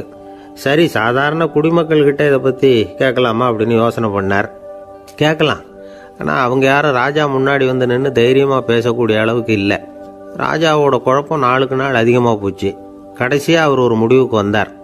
அதாவது இதை பற்றி ஒரு பிச்சைக்காரங்கிட்டே கேட்டு பார்த்துட்டா என்ன. இதுதான் அவர் பண்ண முடிவு. உடனே மாறு வேஷம் போட்டுக்கிட்டு நகர்வலம் போனார். ஒரு பிச்சைக்காரனை கண்டுபிடிச்சார். இதை பாருப்பா, நம்ம ராஜாவை எல்லாரும் பிச்சைக்கார ராஜான்னே சொல்கிறாங்களே, அதுக்கு என்ன காரணமாக இருக்கும் அப்படின்னு கேட்டார். அதுக்கு அவன் சொல்கிறான், இதுக்கான பதிலை இன்னும் ஒரு 30 நாளில் சொல்கிறேன் அப்படின்னா. உடனே இவருக்கு சந்தோஷம். உண்மையை அவங்ககிட்ட சொன்னார். நான் வேற யாரும் இல்லை, நான் தான் இந்த நாட்டு ராஜா. இப்போ நீ என் கூடவே வந்துடு, அரண்மனையிலேயே தங்கிக்கோ. 30 நாள் கழித்து எனக்கு பதில் சொல்லிவிட்டு அதுக்கப்புறமா நீ போகலாம் அப்படின்னு சொல்லி அழைச்சிட்டு வந்துட்டார். அரண்மனையில் ஒரு மூலையில் அவன் தங்கறதுக்கு இடம் கொடுத்தார். தினம் 2 வேளையும் இவனுக்கு சோறு போடுங்க அப்படின்னு உத்தரவு போட்டார். ராஜா கொடுத்த இடத்துல போய் உக்காந்துக்கிட்டான் அந்த பிச்சைக்காரன். தினமும் அந்த அரண்மனையில் நடக்கிறதையெல்லாம் கவனிச்சிக்கிட்டு வந்தான். வேளைக்கு சாப்பாடு வரும், சாப்பிட்டுக்கிட்டு இருக்கான். இப்படி 30 நாள் முடிஞ்சுது. ராஜா வந்தார். என்ன, என்னோட கேள்விக்கு பதில் என்னன்னு கண்டுபிடிச்சிட்டியான்னார். கண்டுபிடிச்சிட்டேன்னா. என்ன எல்லாரும் பிச்சைக்கார ராஜான்னு சொல்கிறாங்களே, அது நியாயமாக படுதா உனக்குன்னு கேட்டார். நியாயமாக தான் படுது, சந்தேகம் இல்லாமல் நீங்கள் பிச்சைக்கார ராஜா தான். என்னதான் நீங்கள் வசதியோடவும் படைபலத்தோடவும் இருந்தால் கூட நீங்கள் எங்கள் வர்க்கத்தை சேர்ந்த ஆசாமி தான் அப்படின்னு அடித்து சொல்லிவிட்டான் அந்த ஆள். ஏனால் அப்படி சொல்கிறேன்னு கேட்டார் இவர். அரசே, ஒரு உண்மையை கண்டுபிடிச்சி சொல்கிறதா நான் உங்ககிட்ட சொன்னேன். நீங்கள் ராஜ பரம்பரைன்னா உடனே உங்கள் கழுத்தில் கிடக்கிற முத்து மாலையை கழட்டி பரிசாக கொடுத்துருப்பீங்க, பொன்னையும் மணியையும் கொடுத்துருப்பீங்க. ஆனால் நீங்கள் அப்படி செய்யலை. என்னை ஒரு மூலையில் உட்கார வச்சு 2 வேளை சோறு போட சொன்னீங்க. உங்களை தேடி யார் வந்தாலும், யார் வந்து பாராட்டி பேசினாலும் அல்லது பிரச்சனைகளை சொன்னாலும் நீங்கள் செய்கிற ஒரே காரியம் சோறு போடுறது தான். பிச்சைக்காரனுக்கு சோறு மட்டும்தான் உலகம். உங்கள் விஷயத்திலையும் நீங்கள் அப்படி தான் நினைக்கிறதாக தெரியுது. நல்லா கவனிங்க. எந்த ஒரு பிரச்சனைக்கும் சோறு தான் முடிவுன்னு நினைக்கிறீங்க பாருங்க. நீங்கள் சந்தேகமில்லாத எங்களை சேர்ந்த ஆளு தான் அப்படின்னு விட்டான் அந்த பிச்சைக்காரன். அதுக்கப்புறம் தான் அந்த ராஜா தன்னுடைய தவறுகளை எல்லாம் திருத்திக்கிட்டாராம். பசின்னு வர்றவங்களுக்கு சோறு தான் போடணும், அது தப்பு இல்லை. பாராட்ட வர்றவங்களுக்கெல்லாம் சோத்தையே போட்டு அனுப்புனா இப்படி தான் பேர் வரும். எனக்கு தெரிஞ்ச ஒருத்தர் தினமும் யாராவது ஒருத்தரை தன் வீட்டுக்கு அழைச்சிட்டு போவார், சாப்பாடு போட்டு அனுப்புவார். முன்னறிவிப்பு இல்லாமல் திடீர்னு ஒரு விருந்தாளியோட வீட்டில் போய் இவர் நிற்கிறது வழக்கம். அந்த அம்மாவும் இவருக்காக தயார் பண்ணி வச்சிருந்ததை இவர் அழைச்சிட்டு வந்திருக்கிற விருந்தாளிக்கு போட்டுருவாங்க. விருந்தாளி சாப்பிட்டுட்டு போனதுக்கப்புறம் இவர் மனைவி கிட்ட உனக்கு சிரமம் வேணாம் அப்படின்னு சொல்லிவிட்டு பக்கத்தில் உள்ள ஒரு ஹோட்டலுக்கு போய் காசு கொடுத்து சாப்பிட்டுட்டு வந்துடுவார். பல நாள் இப்படி நடக்கும். ஒரு நாள் அவரை தனியாக கூப்பிட்டுக்கிட்டு போய் ஏன் இப்படி பண்ணுறீங்கன்னு கேட்டோம். அதுக்கு அவர் சொல்கிறாரு, எங்கள் வீட்டு சாப்பாட்டிலேருந்து தப்பிக்கிறதுக்கு எனக்கு வேறு வழி எதுவும் தெரியல சார், அதனால தான் இப்படி பண்ணிகிட்டு இருக்கிறேன் அப்படின்னார் ரொம்ப பரிதாபமாக. ஒருத்தன் எப்படி நடந்துக்கிறாங்கிறத வச்சு தான் அந்த ஆள் எப்படிங்கிறத நாம் முடிவு பண்ணுறோம். ஆளுமைன்னு சொல்கிறோம்ல, அதுக்கு சூழ்நிலைகளை ஆளுகின்ற தன்மை அப்படின்னு விளக்கம் கொடுக்குறார் ஒரு உளவியல் நிபுணர். சரி, ஒரு மனிதனுடைய ஆளுமையை உருவாக்குகிற விஷயங்கள் என்னென்ன? பிறப்பு, வளர்க்கப்பட்ட விதம், படிப்பு, நண்பர்கள், சமுதாயம், இப்படி நிறைய உண்டு. ஆளுமையின் அடிப்படையில் சில மனநோய்கள் உண்டாகுது. அதெல்லாம் என்னென்னங்கிறத தெரிஞ்சு வச்சுக்கிட்டோம்னா நம்ம கூட இருக்கிறவங்கள அடையாளம் கண்டுபிடிக்கிறதுக்கு அது ரொம்ப உபயோகமாக இருக்கும். ஃப்ரெனாய்டு ஆளுமை அப்படின்னு ஒன்று. இந்த கோளாறு உள்ளவங்க எப்படி இருப்பாங்க தெரியுமா? அதிக உணர்ச்சி, சந்தேகம், பொறாமை இதெல்லாம் அதிகமாக இருக்கும். வளைஞ்சு கொடுக்க மாட்டாங்க. அடுத்தவங்களோட இணக்கமான உறவு இருக்காது. அவங்க செய்கிற தப்புக்கெல்லாம் அடுத்தவங்களை குறை சொல்லிகிட்டு இருப்பாங்க. இது ஒரு ரகம். அடுத்தது ஸ்கிசாய்டு ஆளுமை அப்படின்னு சொல்கிறாங்க. இந்த கோளாறு உள்ளவங்க அடுத்தவங்களோட பழக கூச்சப்படுவாங்க. சின்ன வயசுலேயே இது ஆரம்பமாயிடுது. பகல் கனவுலேயே சஞ்சரிப்பாங்க. அவங்களுடைய விரோதம், கோபம் இதை கூட வெளியில் காட்டிக்க முடியாமல் இருப்பாங்க. இவங்களுக்கு அகமுகம், பிரச்சனைகள்லேருந்து ஒதுங்கி எதுலேயும் ஈடுபாடு இல்லாதவங்களாக இருப்பாங்க. இப்படி ஒரு ரகம். அடுத்தது சைக்ளோதமிக் ஆளுமை அப்படின்னு சொல்கிறாங்க. அது என்னென்னா உணர்ச்சிகளில் ஏற்றத்தாழ்வு அதிகமாக இருக்குமா. சில சமயம் பார்த்தா மகிழ்ச்சியாக இருப்பாங்க, சில சமயம் சோகமாக உட்காந்துருப்பாங்க. அவங்க மனநிலைக்கு தகுந்த மாதிரி சமூக நிகழ்ச்சிகளில் பங்கெடுத்துக்குவாங்க. இன்னொரு வகை என்னென்னா எண்ணப்பீடிகை ஆளுமை அப்படின்னு பேர் வச்சுருக்கிறாங்க. அதுக்கு இவங்களுக்கெல்லாம் கரெக்டாக இருக்கணும், எல்லாம் சட்டத்திட்டம் எதுலேயும் ஒரு ஒழுங்குமுறை, இப்படி எதிர்பார்க்குற மனோபாவம். இவங்க எதிர்பார்ப்புக்கும் வரன்முறைக்கும் மற்றவங்க கட்டுப்படணும்னு நினைப்பாங்க. இந்த நிலைமை நீடித்தா என்ன ஆகும் தெரியுமா? அலைக்கழிக்கிற எண்ணங்கள் திரும்ப திரும்ப ஒரே செயலை செய்ய தூண்டுற மன தளர்ச்சிக்கு ஆளாயிடுறாங்க. அடுத்தது ஹிஸ்டீரியா ஆளுமை. சின்ன விஷயத்தையெல்லாம் பெருசுப்படுத்தி நாடகமாக்குற நடிகர்கள் இவங்க. உணர்ச்சி அதிகம் உள்ளவங்க. இவங்க மன எழுச்சியில் பக்குவமின்மை, குழந்தைத்தனம், முதிர்ச்சியின்மை எல்லாம் இருக்கும். தன்னலம் மிக்க குணம், பிறர் தன்னை மட்டுமே கவனிக்கணும்னு நினச்சி செயல்படுறது, இதெல்லாம் இவங்க அடையாளம். அடுத்த ரகம் எப்படின்னா வளர்ச்சியற்ற ஆளுமைன்னு சொல்கிறாங்க. அடுத்தவங்களோட இணங்கி போக முடியாதவங்க, அறிவு, மன எழுச்சி, சமூக உறவு இதில் எல்லாம் போதுமான வளர்ச்சியையும் நிறைவையும் பெற முடியாதவங்க. இவங்களால வாழ்க்கையில் முன்னேற முடியாது. பிச்சைக்காரங்க, குற்றவாளிகள் இவங்ககிட்டெல்லாம் இது மாதிரியான ஆளுமை அதிகமாக இருக்குமா. அடுத்தது என்னென்னா சோர்வுடைய ஆளுமை. எதுலேயும் உற்சாகம் இல்லாமல் சோர்ந்து போயிருப்பாங்க. அதுக்கெல்லாம் நமக்கு வலிமை இல்லைப்பா அப்படின்னு சொல்லிட்டு இருப்பாங்க. சின்ன விஷயங்களுக்கெல்லாம் அதிர்ச்சி அடையிறது, வாழ்வின் சுவையை அனுபவிக்க முடியாதவங்க. இன்னொரு ரகம் இது கொதித்தெழும் ஆளுமைங்கிறாங்க. எதுக்கு எடுத்தாலும் ஆத்திரம், குரோதம், வன் செயல் இதுலெல்லாம் ஈடுபாடு, இப்படி உள்ளவங்க. நத்தை வகை ஆளுமை அப்படின்னு ஒன்று. அடுத்தவங்க மேலே விரோதம் இருக்கும், அடிக்கணுங்கிற எண்ணம் இருக்கும். ஆனால் அதை அப்படியே வெளியில் காட்டாமல் அதே சமயம் அமைதியான முறையில் வெறுப்பை வெளிக்காட்டுற ரகம். இவங்கெல்லாம் பேசாமல் கம்முன்னு இருந்துக்கிட்டே நினைச்சதை நிறைவேற்றிக்கிடுவாங்க. முன்ஜாக்கிரதை ஆளுமை அப்படின்னு ஒரு ரகமா. பாதுகாப்பின்மை, சந்தேகம், முழுமையின்மை, அறவேக்காட்டுத்தனம் இந்த மனப்போக்கு அதிகமாக இருக்கிறதுனால அகம்பாவம், புடிவாதம், எச்சரிக்கை எல்லாம் அளவுக்கு மீறி இருக்கும். இதுவரைக்கும் நாம் பேசிக்கிட்டு இருந்த ஆளுமை பண்புகள் அளவுக்கு அதிகமாக போயிட்டுதுன்னா ஆளுமை கோளாறுகள் ஏற்படும். அதன் அடிப்படையில் மனவியாதிகள் வருமா. அதனால் இணக்கமான, எல்லாரும் விரும்புகிற இயல்பான ஆளுமையை பெறுவதற்கு நாம் முயற்சி செய்யணும் அப்படிங்கிறது மனோதத்துவ நிபுணர்களுடைய ஆலோசனை. ஒருத்தர் ஒரு மனோதத்துவ டாக்டரை தேடிட்டு வந்தாராம். டாக்டர், எனக்கு மனசில் ஏதோ வியாதி, ஆளுமை கோளாறு, அதாவது எனக்கு சீக்கிரமாக செத்து போனால் தேவையில்லைன்னு தோணுது அப்படின்னாராம். உடனே அந்த டாக்டர், சரி அப்படின்னா இங்கே இருங்க, நான் வைத்தியம் பார்க்குறேன் அப்படின்னாராம். ஆஃபீஸை முடிஞ்சு வீட்டுக்கு போகிற சமயத்தில் ஒருத்தர் கடைக்கு போய் ஸ்வீட் வாங்கினார். சரி, வீட்டுக்கு பிள்ளைங்களுக்கு தான் வாங்கிட்டு போகிறார் அப்படின்னு மற்றவங்க நினச்சாங்க. அவர் அப்படி செய்யல. அந்த இடத்துலையே பொட்டலத்தை பிரித்தார். திருட மாதிரி அப்படியே சுற்றி ஒரு தரம் பார்த்துக்கிட்டார். யாரும் தெரிஞ்சவங்க இல்லைங்கிறத முடிவு பண்ணிவிட்டு அவசரமாக அதை அப்படியே போட்டு முழுகிவிட்டு கையை தொடச்சிக்கிட்டு நல்ல பிள்ளை மாதிரி நடந்து போக ஆரம்பிச்சிட்டார்.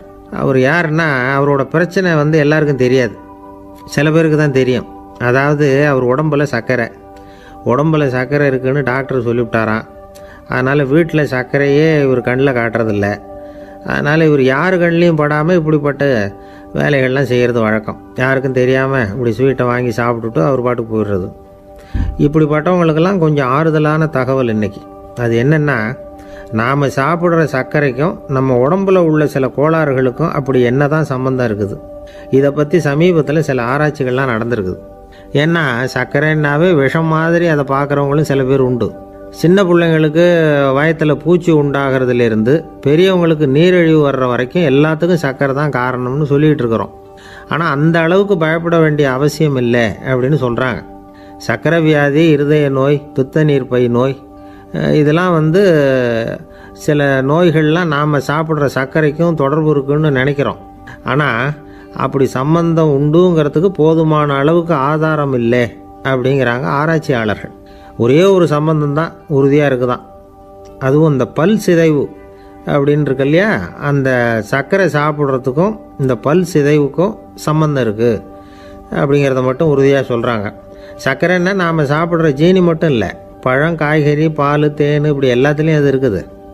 கேரட்டு கொடுக்குற சத்தில் 88% சர்க்கரை, ஆப்பிள் கொடுக்குற சக்தியில் 95% சர்க்கரை. இது ஜீனி சர்க்கரை, இது ஆப்பிள் சர்க்கரை அப்படிங்கிற வித்தியாசம்லாம் உடம்புக்கு கிடையாது.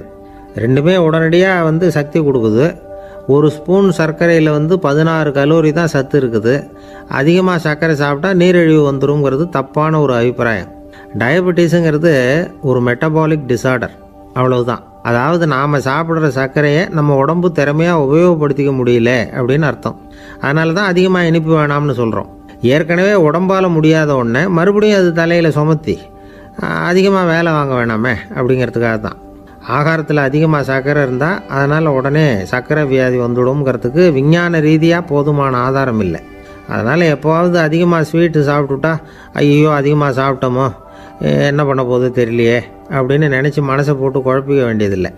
பொதுவாக எதுவுமே அதிகமாக வேண்டாம், எல்லாம் சீராக இருந்தால் போதும். நீரிழிவுங்கிறது புதுசாக வந்துட்ட ஒரு நோய் இல்லை, ரொம்ப காலமாகவே இருக்கிற ஒன்று தான்.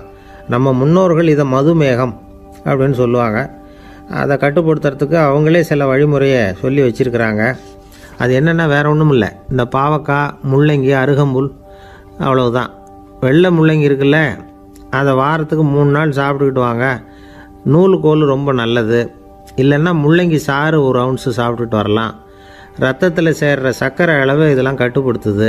சிறுநீரில் காணப்படுகிற சர்க்கரை அளவையும் சமநிலைப்படுத்துது. தினமும் ஆகாரத்தில் கோதுமை, கேழ்வரகு, வெந்தயம், கருவேப்பிலை, சோயாபீன்ஸ் எது கிடைக்குதோ சேர்த்துக்கலாம். இப்படிலாம் செஞ்சுக்கிட்டு வந்தால் அப்புறம் வீட்டுக்கு தெரியாமல் கடையில் போய் நின்றுக்கிட்டு ஸ்வீட் வாங்கி திருட்டுத்தனமாக சாப்பிட வேண்டிய அவசியமே உங்களுக்கு வராது. 2 ஆசாமிகள் கடற்கரையில் உட்காந்து சாவகாசமாக பேசிக்கிட்டு இருந்தாங்களாம். ஒருத்தர் சொன்னார், இன்னொருத்தருக்கு தெரியாமல் ஸ்வீட்டு சாப்பிட்றதே எப்பவும் இடைஞ்சல் தான் சார். நேற்றுக்கு பாருங்கள் அப்படி தான் சாப்பிட்டுக்கிட்டு இருந்தேன், வீட்டுக்காரி கண்ணில் போட்டுவிட்டுது, அதுக்கப்புறம் ஒரே ரகலையாக போச்சு அப்படின்னாராம். எனக்கு கூட அப்படி தான் சார் ஆகிட்டுது, ஒரே ரகலை அப்படின்னாராம் இன்னொருத்தர். நீங்கள் சாப்பிட்டதும் உங்கள் வீட்டுக்காரங்க கண்ணில் போட்டுவிட்டுதா சார் அப்படின்னு கேட்டிருக்காரு இவர். அதுக்கு அவர் சொன்னாராம், அப்படி இல்லை சார், கடைக்காரர் கண்ணில் போட்டுவிட்டுதோ, நான் அவருக்கு தெரியாமல் அந்த ஸ்வீட்டை அவர் கடையிலேருந்து எடுத்திருந்தேன் அப்படின்னு விளக்கம் கொடுத்தாராம் இந்த ஆள். ஒருத்தர் முகத்தை தொங்க போட்டுக்கிட்டு ஒரு மாதிரியாக வந்தார். என்ன விஷயம்னு விசாரித்தேன். என்னுடைய நண்பன் ஒருத்தங்கிட்ட கருத்து வேறுபாடு, இனிமேல் நமக்குள்ளே எந்த சம்மந்தமும் வேணாம்னு நட்பை முறிச்சிட்டு வந்துட்டேன்னா. நண்பர்கள்னு இருந்தால் கருத்து வேறுபாடு வரத்தான் செய்யும்னு. கருத்து வேறுபாடு வராமல் இருக்கிறதுக்கு ஏதாவது வழி உண்டா அப்படின்னு கேட்டாங்க. அதை பற்றி நிபுணர்கள் சில யோசனைகளை சொல்லியிருக்கிறாங்கன்னு. முதல் விஷயம் என்னென்னா, உங்கள் நண்பனுக்கு ஒரு செய்தி சொல்லணும்னா அதை நீங்களே நேரடியாக சொல்லுங்கள், அல்லது உங்கள் கைப்பட கடிதம் எழுதுங்க. அதாவது நேரடி தொடர்பு முக்கியம். அதை விட்டுட்டு இன்னொருத்தர் மூலமாக நண்பர்களுக்கு செய்தி அனுப்புனா நீங்கள் சொல்கிற செய்தி அப்படியே போய் சேராது, அது சேதமாயிடும். கூட்டி குறைச்சி சொல்லிவிடுவாங்க, அது குழப்பத்தில் கொண்டாந்து விட்டுரும். இது ஒரு யோசனை. 2வது யோசனை என்னென்னா, நீங்கள் ஒரு நல்ல காரியத்தை செய்யும் பொழுது உங்கள் நண்பரையும் சேர்த்துக்குங்க, அவருக்கும் அதில் ஒரு ஈடுபாட்டை உருவாக்குங்க. 3வது யோசனை, நம்ம பக்கத்தில் இருக்கிற நண்பர் மகிழ்ச்சி அடைகிற மாதிரி ஏதாவது செய்யணும். சின்ன சின்ன செயல்களாக இருந்தாலும் பரவாயில்ல, அவர் நமக்கு எதுவும் செய்யலையே, நாம் எதுக்கு செய்யணும் அப்படின்னு நினச்சிக்கிட்டு இருக்கக்கூடாது. 4வது யோசனை என்னென்னா, உங்களுக்கு ஒரு பிரச்சனையா அல்லது உங்கள் நண்பருக்கு ஒரு பிரச்சனையா, எதுவாக இருந்தாலும் 2 பேரும் சேர்ந்து உட்காந்து ஆலோசனை பண்ணுங்கள். நம்ம யோசனையும் கேட்கப்படுதே அப்படிங்கிற நினைப்பே அவருக்கு ஒரு மன நிறைவை உண்டாக்குமா. 5வது யோசனை, உங்கள் நண்பர் ஏதோ ஒரு காரியத்தை செய்கிறார், நீங்கள் உடனே அவசரப்பட்டு நீ செய்கிறது தப்புன்னு தீர்ப்பு சொல்லக்கூடாது. அவர் அதை செய்யறதுக்கான நியாயங்கள் எவ்வளவோ இருக்கும், அதை புரிஞ்சுக்கிறதுக்கு முயற்சி பண்ணணும். 6வது யோசனை, உங்கள் நண்பர் என்ன சொன்னாலும் அதை பொறுமையாக கேளுங்க. அவர் சொல்கிறத புரிஞ்சுக்கணும், அவர் சொல்ல விரும்புகிறத புரிஞ்சுக்கணும், அவர் சொல்ல முடியாமல் தவிக்கிறதையும் புரிஞ்சுக்கணும். இப்படி 3 விதமாகவும் அவரை புரிஞ்சுக்கிட்டு அதுக்கு தகுந்த மாதிரி செயல்படணும். 7வது யோசனை என்னென்னா, உங்கள் நண்பர் உங்ககிட்ட ஏதோ ஒரு கருத்தை சொல்கிறார், அது உங்களுக்கு பிடிக்கல, அதுக்காக உடனே நீ சொல்கிறது சரியில்லை, நான் ஒத்துக்க மாட்டேன் அப்படின்லாம் மறுத்துக்கிட்டு இருக்கக்கூடாது. அவர் சொல்கிறத கேட்கணும், பொறுமையாக சிந்திக்கணும், அதுக்கப்புறம் பதில் சொல்லணும். இப்படிலாம் நடந்துக்கிட்டால் நண்பர்களுக்குள்ள கருத்து வேறுபாடு வர்றதுக்கு வாய்ப்பே இருக்காது அப்படின்னு வல்லுநர்கள் தொகுத்து சொல்லியிருக்கிறாங்க இந்த யோசனைகளை. எனக்கு தெரிஞ்ச சில நண்பர்கள் உண்டு, அவங்களுக்குள்ளேயும் கருத்து வேறுபாடுகள் வராமல் இருக்கிறதுக்கு சில நுட்பங்களை கையாளுறது உண்டு. ஒருத்தர் சொன்னார், அந்த டாக்டர் சின்ன வயசுலேருந்து என் கூட பழகினவர், நாங்கள் 2 பேரும் இணை பிரியாத நண்பர்கள். இருந்தாலும் எனக்கு உடம்பு சரியில்லைன்னா நான் அவர்கிட்ட வைத்தியம் பார்த்துக்க மாட்டேன் அப்படின்னார் ஒருத்தர். ஏன் அப்படின்னு கேட்டேன். எங்கள் நட்பு கெட்டுப்போடக்கூடாது இல்லையா, அதனால தான் அப்படின்னாரு இவர். ஒரு மனுஷனுக்கு 3 விதத்தில் கர்வம் உண்டாகிறதுக்கு வாய்ப்பு உண்டு. பணம், பதவி, புகழ். பணம் அதிகமாக வந்தால் கர்வம் வரலாம், பதவி பெருசாக வந்துட்டுதுன்னா கர்வம் வரலாம், புகழ் அதிகமாக போனாலும் கர்வம் வரலாம். இந்த 3 வகையான கர்வத்துக்கும் இடம் கொடுக்காமல் இருக்கிறாங்க பாருங்கள், அவங்க தான் சிறந்த மனிதர்கள். ஒரு பெரிய பொறுப்பில் இருக்கிறவங்களுக்கு கர்வம் வந்துடக்கூடாது. அப்படி வந்துட்டுதுன்னா அது எல்லாருக்கும் இடைஞ்சல். ஒரு ராஜா இருந்தார். அவர் ஒரு நாள் தன்னுடைய தலைநகரத்தை சுற்றி வந்துக்கிட்டு இருந்தார். ஒரு இடத்துல ஒரு அழகான நிலத்தை பார்த்தார். ஆஹா, இந்த இடத்துல நமக்குன்னு ஒரு மாளிகையை கட்டினா எவ்வளோ நல்லா இருக்கும் அப்படின்னு நினச்சார். ராஜா நினச்சா அது முடியாத காரியமா? சரி, இந்த நிலம் யாருக்கு சொந்தம்னு விசாரிங்க அப்படின்னார் பக்கத்தில் இருந்தவங்க கிட்ட. அவங்கெல்லாம் ஓடி போய் விசாரித்தாங்க. அந்த இடம் ஒரு வயசான கிழவிக்கு சொந்தம், வயசான அம்மாவுக்கு சொந்தமாக. அந்த அம்மா தான் அதில் ஒரு குடிசையை போட்டு குடியிருந்துகிட்டு இருக்கிறாங்க. சரி, அந்த நிலத்துக்கு ஒரு விலையை நிர்ணயம் பண்ணி அதை அந்த வயசான அம்மா கிட்ட கொடுத்துருங்கோ அப்படின்னு உத்தரவு போட்டார் ராஜா. ஆனால் அந்த அம்மா இது எங்கள் பூர்வீக இடம், இதை விற்க மாட்டேன் அப்படின்னு சொல்லிவிட்டுது. சரி, 2 பங்கு விலை கொடுக்குறோம்னு சொல்லி பாருங்க அப்படின்னாங்க. அப்படியே சொன்னாங்க அரண்மனை ஆட்கள். அதுக்கும் சம்மதிக்கலை அந்த அம்மா. இதை கேள்விப்பட்டதும் ராஜாவுக்கு கோபம் வந்துட்டுது. தன்னுடைய ஆளுங்களை கூப்பிட்டார். போய் அந்த குடிசையை பிரிச்சேரிங்க, காசெல்லாம் ஒன்றும் கொடுக்காதீங்க அப்படின்னு கத்தினார். அவ்வளோதான். அடுத்த நிமிஷம் அரண்மனை ஆசாமிகள் போனாங்க, குடிசையை பிரித்து எரிஞ்சாங்க. அந்த வயசான அம்மா இருக்குது, அதுவும் அந்த இடத்த விட்டு துரத்தி விட்டாங்க. அந்த இடத்துல ஒரு அரச மாளிகையை கட்டி முடிச்சிட்டாங்க. அந்த வயசான அம்மா பாவம், ராஜாவே இப்படி பண்ணால் யார்கிட்ட போய் முறையிட முடியும்? ஒரு ஞானி இருந்தார், அவர்கிட்ட போய் சொன்னாங்க. அவர் இவங்க சொன்னதை கேட்டு மனசில் வச்சுக்கிட்டார். ஒரு நாள் அந்த ராஜாவே இந்த ஞானியை கூப்பிட்டார். புதுசாக ஒரு மாளிகை கட்டியிருக்கிறேன், வந்து பாருங்கன்னு. சரின்னு சொல்லி இந்த பெரியவர் ஒரு நாள் அந்த மாளிகைக்கு போனார். சும்மா போகல, ஒரு கழுதையையும் ஓட்டிகிட்டு போனார். கொஞ்சம் சாக்குகள், வெத்து சாக்கு, அதையும் எடுத்து கழுதை முதுகில் போட்டு கழுதையை ஓட்டிகிட்டு போகிறார். ராஜா பார்த்தார். அவருக்கு இது ஆச்சரியமாக இருந்தது. என்ன இது, மாளிகைக்கு வந்துட்டு போங்கன்னு கூப்பிட்டா கழுதை சாக்கு இதெல்லாம் கொண்டு வராரு, ஒன்றும் புரியலையேன்னு நினச்சார். எதுக்காக இதெல்லாம்னு கேட்டார். அரசருடைய தோட்டத்திலேருந்து கொஞ்சம் மண் எடுத்துகிட்டு போகிறதுக்கு ஆசைப்படுறேன், அதுக்கு நீங்கள் அனுமதி கொடுக்கணும் அப்படின்னாரு இவர். இது என்ன வேடிக்கையான கோரிக்கையாக இருக்குது அப்படின்னு நினச்சார் ராஜா. இருந்தாலும் மண்ணு தானே கேட்குறாரு, எடுத்துகிட்டு போகட்டுமே அப்படின்னு நினச்சார். சரின்னு அனுமதி கொடுத்தார். அந்த பெரியவர் தோட்டத்துக்கு போனார், மண்ணை வெட்டினார், சாக்கில் போட்டு நிரப்புனார். ராஜாவை கொஞ்சம் கிட்ட வாங்கன்னு கூப்பிட்டார். இந்த மண் மூட்டையை தூக்கி கழுதையோட முதுகில் வைக்கணும், கொஞ்சம் உதவி பண்ணுங்கன்னார். ஓ, பண்ணுறேனே அப்படின்னு சொல்லி ராஜா கிட்ட போனார். மூட்டையை தூக்கி பார்க்குறாரு, முடியல, திணறி போயிட்டார். இப்போ அந்த ஞானி பேசினாராம். அரசே, இந்த ஒரு சாக்கு மண்ணையே உங்களால் தூக்க முடியல, அந்த கிழவிகிட்ட இருந்து அந்த அக்கிரமமாக அபகரித்த இந்த தோட்டம் பூராவையும் சுமக்கணும்னு ஆசைப்படுறீங்களே, அது உங்களால் முடியுமா அப்படின்னு கேட்டாராம். ராஜா யோசனை பண்ண ஆரம்பித்தார். தன்னுடைய செயலுக்காக வருத்தப்பட்டாராம். அந்த வயசான அம்மாவை உடனடியாக வரவழைச்சார். தாயே, தப்பு பண்ணிட்டேன், என்னை மன்னிச்சுக்குங்க, இன்னையிலேருந்து இந்த மாளிகையும் தோட்டமும் உங்களுக்கு தான் சொந்தம் அப்படின்னு சொல்லிவிட்டாராம். போகிறப்ப இந்த உலகத்திலேருந்து என்னத்தை எடுத்துகிட்டு போக போகிறோம், அதனால் ரொம்பவும் அலட்டிக்க வேண்டியதில்லை, கர்வப்பட வேண்டியதில்லை அப்படிங்கிறது ஒரு பெரிய உபதேசம். ஒரு பெரிய மனுஷன் சாக கிடந்தார், ரொம்பவும் அழுதார். ஏன் அழறீங்க அப்படின்னு கேட்டாங்க சுற்றி இருந்தவங்க. நான் சாகிறதுக்காக கவலைப்படலை, நான் நம்ம ஜனங்களுக்காக எவ்வளவோ காரியம்லாம் செஞ்சுக்கிட்டு வந்தேன். நான் செஞ்சுக்கிட்டு வந்த சேவையை இனிமேல் யார் செய்ய போகிறாங்க, அது யாரால் முடியும், அதை நினச்சி தான் அழறேன் அப்படின்னாராம். ஒருத்தர் முன்னாடி வந்தார். அதுக்காக நீங்கள் கவலைப்படாதீங்க, உங்கள் சேவையை தொடர்ந்து செய்கிறதுக்கு என்ன மாதிரி இளைஞர் பட்டாலும் தயாராக இருக்குது, இருந்தாலும் எங்கள் கவலை என்னென்னா அப்படின்னு இழுத்தார். என்ன சொல்லுங்கன்னு கேட்டார் அவர். நீங்கள் இது வரைக்கும் என்ன சேவை செஞ்சுக்கிட்டு வந்தீங்க, அதுதான் எங்களுக்கு இன்னமும் புரியாத புதிராக இருக்குது அப்படின்னாராம் அவர். இந்த காலத்து புள்ள ஒருத்தன் தன்னோட அப்பாவை பார்த்து சொன்னான். அப்பா, நான் உனக்கு உதவி செய்யலாம்னு நினைக்கிறேன், என்ன உதவி செய்யணும்னு சொல்லு அப்படின்னா. நீ சும்மா இருந்தால் அதுவே எனக்கு செய்கிற பெரிய உதவிடா அப்படின்னார் அப்பா. சும்மா இருக்கிறதும் ஒரு உதவி தான். அது மாதிரி மௌனமும் ஒரு சமூக சேவை தான் அப்படிங்கிறார் காஞ்சி பெரியவர். நமக்கு 5 புலன்கள் இருக்குது: மெய், வாய், கண், மூக்கு, செவி. இந்த 5லேயும் அதிகப்படியான வேலை எதுக்குன்னு நினைக்கிறீங்க? வாய்க்கு தான். ஏன்னா அதுக்கு 2 வேலை. இப்போ கண்ணுக்கு பார்க்குறது மட்டும்தான் வேலை, காதுக்கு கேட்குறது மட்டும்தான் வேலை, மூக்குக்கு வாசனை அறியறது தான் வேலை, உடம்புக்கு உணர்றது மட்டும்தான் வேலை. ஆனால் வாய் அப்படி இல்லை, அதுக்கு 2 வேலை. சாப்பிட்றதும் அதுதான், பேசுகிறதும் அதுதான். அதாவது வாய் ஒன்று தான் கர்மேந்திரியமாகவும் இருக்குது, ஞானேந்திரியமாகவும் இருக்குது அப்படின்னு சொல்லுவாங்க. சாப்பாட்டில் உட்காந்தா எந்தெந்த ஆகாரம் என்னென்ன ருசின்னு அறிவிக்கிற வேலையும் செய்யுது. சபையில் உட்காந்தா பாடுறது, பேசுறது, சிரிக்கிறது, இது மாதிரியான வேலையும் செய்யுது.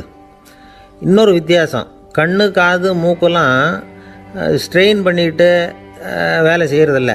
ஒரு ரோஜா பூ பார்த்தா உடனே மூக்கு அப்படியும் இப்படியும் அசைய ஆரம்பிக்கிறதில்ல. ஒரு சங்கீதத்தை கேட்ட உடனே காது ஆட ஆரம்பிக்காது. ஆனால் வாய் அப்படி இல்லை, அது பேசினாலும் சரி சாப்பிட்டாலும் சரி அசைஞ்சு தான் ஆகணும். ஆக மற்றதை விட வாய்க்கு வேலை ஜாஸ்தின்னு தெரியுது. சாப்பிட்றது, பேசுறது அப்படின்னு 2 காரியம் அதுக்கு. இப்படி 2 காரியம் இருக்கிறதுனால அது 2ஐயும் பாதியாக குறைச்சிக்கணுங்கிறது கடவுள் அபிப்பிராயமாக இருக்கணும் அப்படிங்கிறார் காஞ்சி பெரியவர். ஆனால் இப்போ நாம் அப்படியே நடந்துக்கிறோம், அதுக்கு நேர்மாறாக நடந்துக்கிறோம். நாம் சாப்பிட்றதும் அதிகம், பேசுகிறதும் அதிகம், 2 வேலையையும் தேவைக்கு அதிகமாகவே செய்கிறோம். வாய் தான் ரொம்ப ஓவர் ஒர்க்குடு. அதுக்கு ஓய்வு கொடுத்தா உடம்பும் நல்லாயிருக்கும், உலகமும் நல்லாயிருக்கும். மௌன விரதம் இருக்கிறதெல்லாம் எதுக்காக நினைக்கிறீங்க? இதுக்காக தான். இந்த காலத்தில் மௌனமாக இருக்கிறவங்கெல்லாம் மகத்தான தொண்டு செய்கிறாங்க அப்படின்னு தான் சொல்லணும். சத்தம் அதிகமாக போய் தான் சவுண்டு பொல்யூஷன் வருது. அது மட்டும் இல்லை, மௌனமாக இருந்தால் சண்டை சச்சரவே வராது. மௌனம் கலக நாஸ்தி. ஆக இதுவும் ஒரு சமூக சேவை தான். நமக்கு தான் வாய் இருக்குதுங்கிறதுக்காக வசமாக சாப்பிட்றதும் தப்பு, வளவளன்னு பேசுகிறதும் தப்பு. ஒரு கருத்தை சொல்கிறதுக்கு ஒரே ஒரு சொல்லு போதும் அப்படின்னு இருக்கும்பொழுது 2 சொற்களை செலவு பண்ணாதே. எவ்வளவு சொன்னாலும் அதனால் ஒரு பயனும் விளையாது அப்படின்னு தெரிய வருமேயானால் அந்த ஒரு சொல்லையும் விரயம் பண்ணாதே அப்படிங்கிறார் ஒரு அறிஞர். எல்லா குணங்கள்லேயும் மௌனம்தான் சிறந்தது அப்படிங்கிறார் ஒருத்தர். மௌனமாக இருக்கிறது மூலமாக மற்றவர்கள் குறைகளை நம்மளால் தெரிஞ்சிக்க முடியும். அதே சமயத்தில் நம்மக்கிட்ட இருக்கிற குறைகளை மற்றவங்களுக்கு தெரியாமல் மறைச்சிக்கவும் முடியுங்கிறார் அவர். உண்மைதானே? ஒரு பெரிய மேடை பேச்சாளர், பொது வாழ்க்கையில் 25 வருஷ காலமாக ஈடுபட்டிருக்கிறவர். அவர் மனைவி ஒரு நாள் சொன்னாங்க, எங்கள் வீட்டுக்காரர் 25 வருஷ காலமாக பொது வாழ்வில் ஈடுபட்டிருந்தா கூட இந்த மாதம் 10ஆம் தேதியிலிருந்து தான் மக்களுக்கு சேவை செய்ய ஆரம்பிச்சிருக்கார் அப்படின்னாங்க ரொம்ப பெருமையாக. 10ஆம் தேதிக்கு அப்படி என்ன விசேஷம் அப்படின்னு கேட்டோம். அன்னையிலேருந்து தான் அவர் மேடையில் பேசுகிறத நிறுத்தினார் அப்படின்னாங்க அந்த அம்மா. ஒரு நண்பர் அவசரமாக என்கிட்ட ஓடி வந்தார். அப்புறம் சொன்னார், என்னால் நம்பவே முடியல சார், என் பையனை அப்படி அப்படின்னு சொல்லி ஆச்சரியப்பட்டார். உங்கள் பையன் அப்படி என்ன தான் செஞ்சுட்டான் அப்படின்னு கேட்டேன்.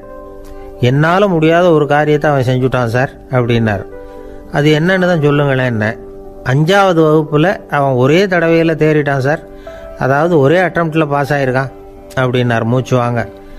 கஷ்டப்பட்டு பரீட்சை எழுதுனது அவன், இவருக்கு ஏன் மூச்சு வாங்குது?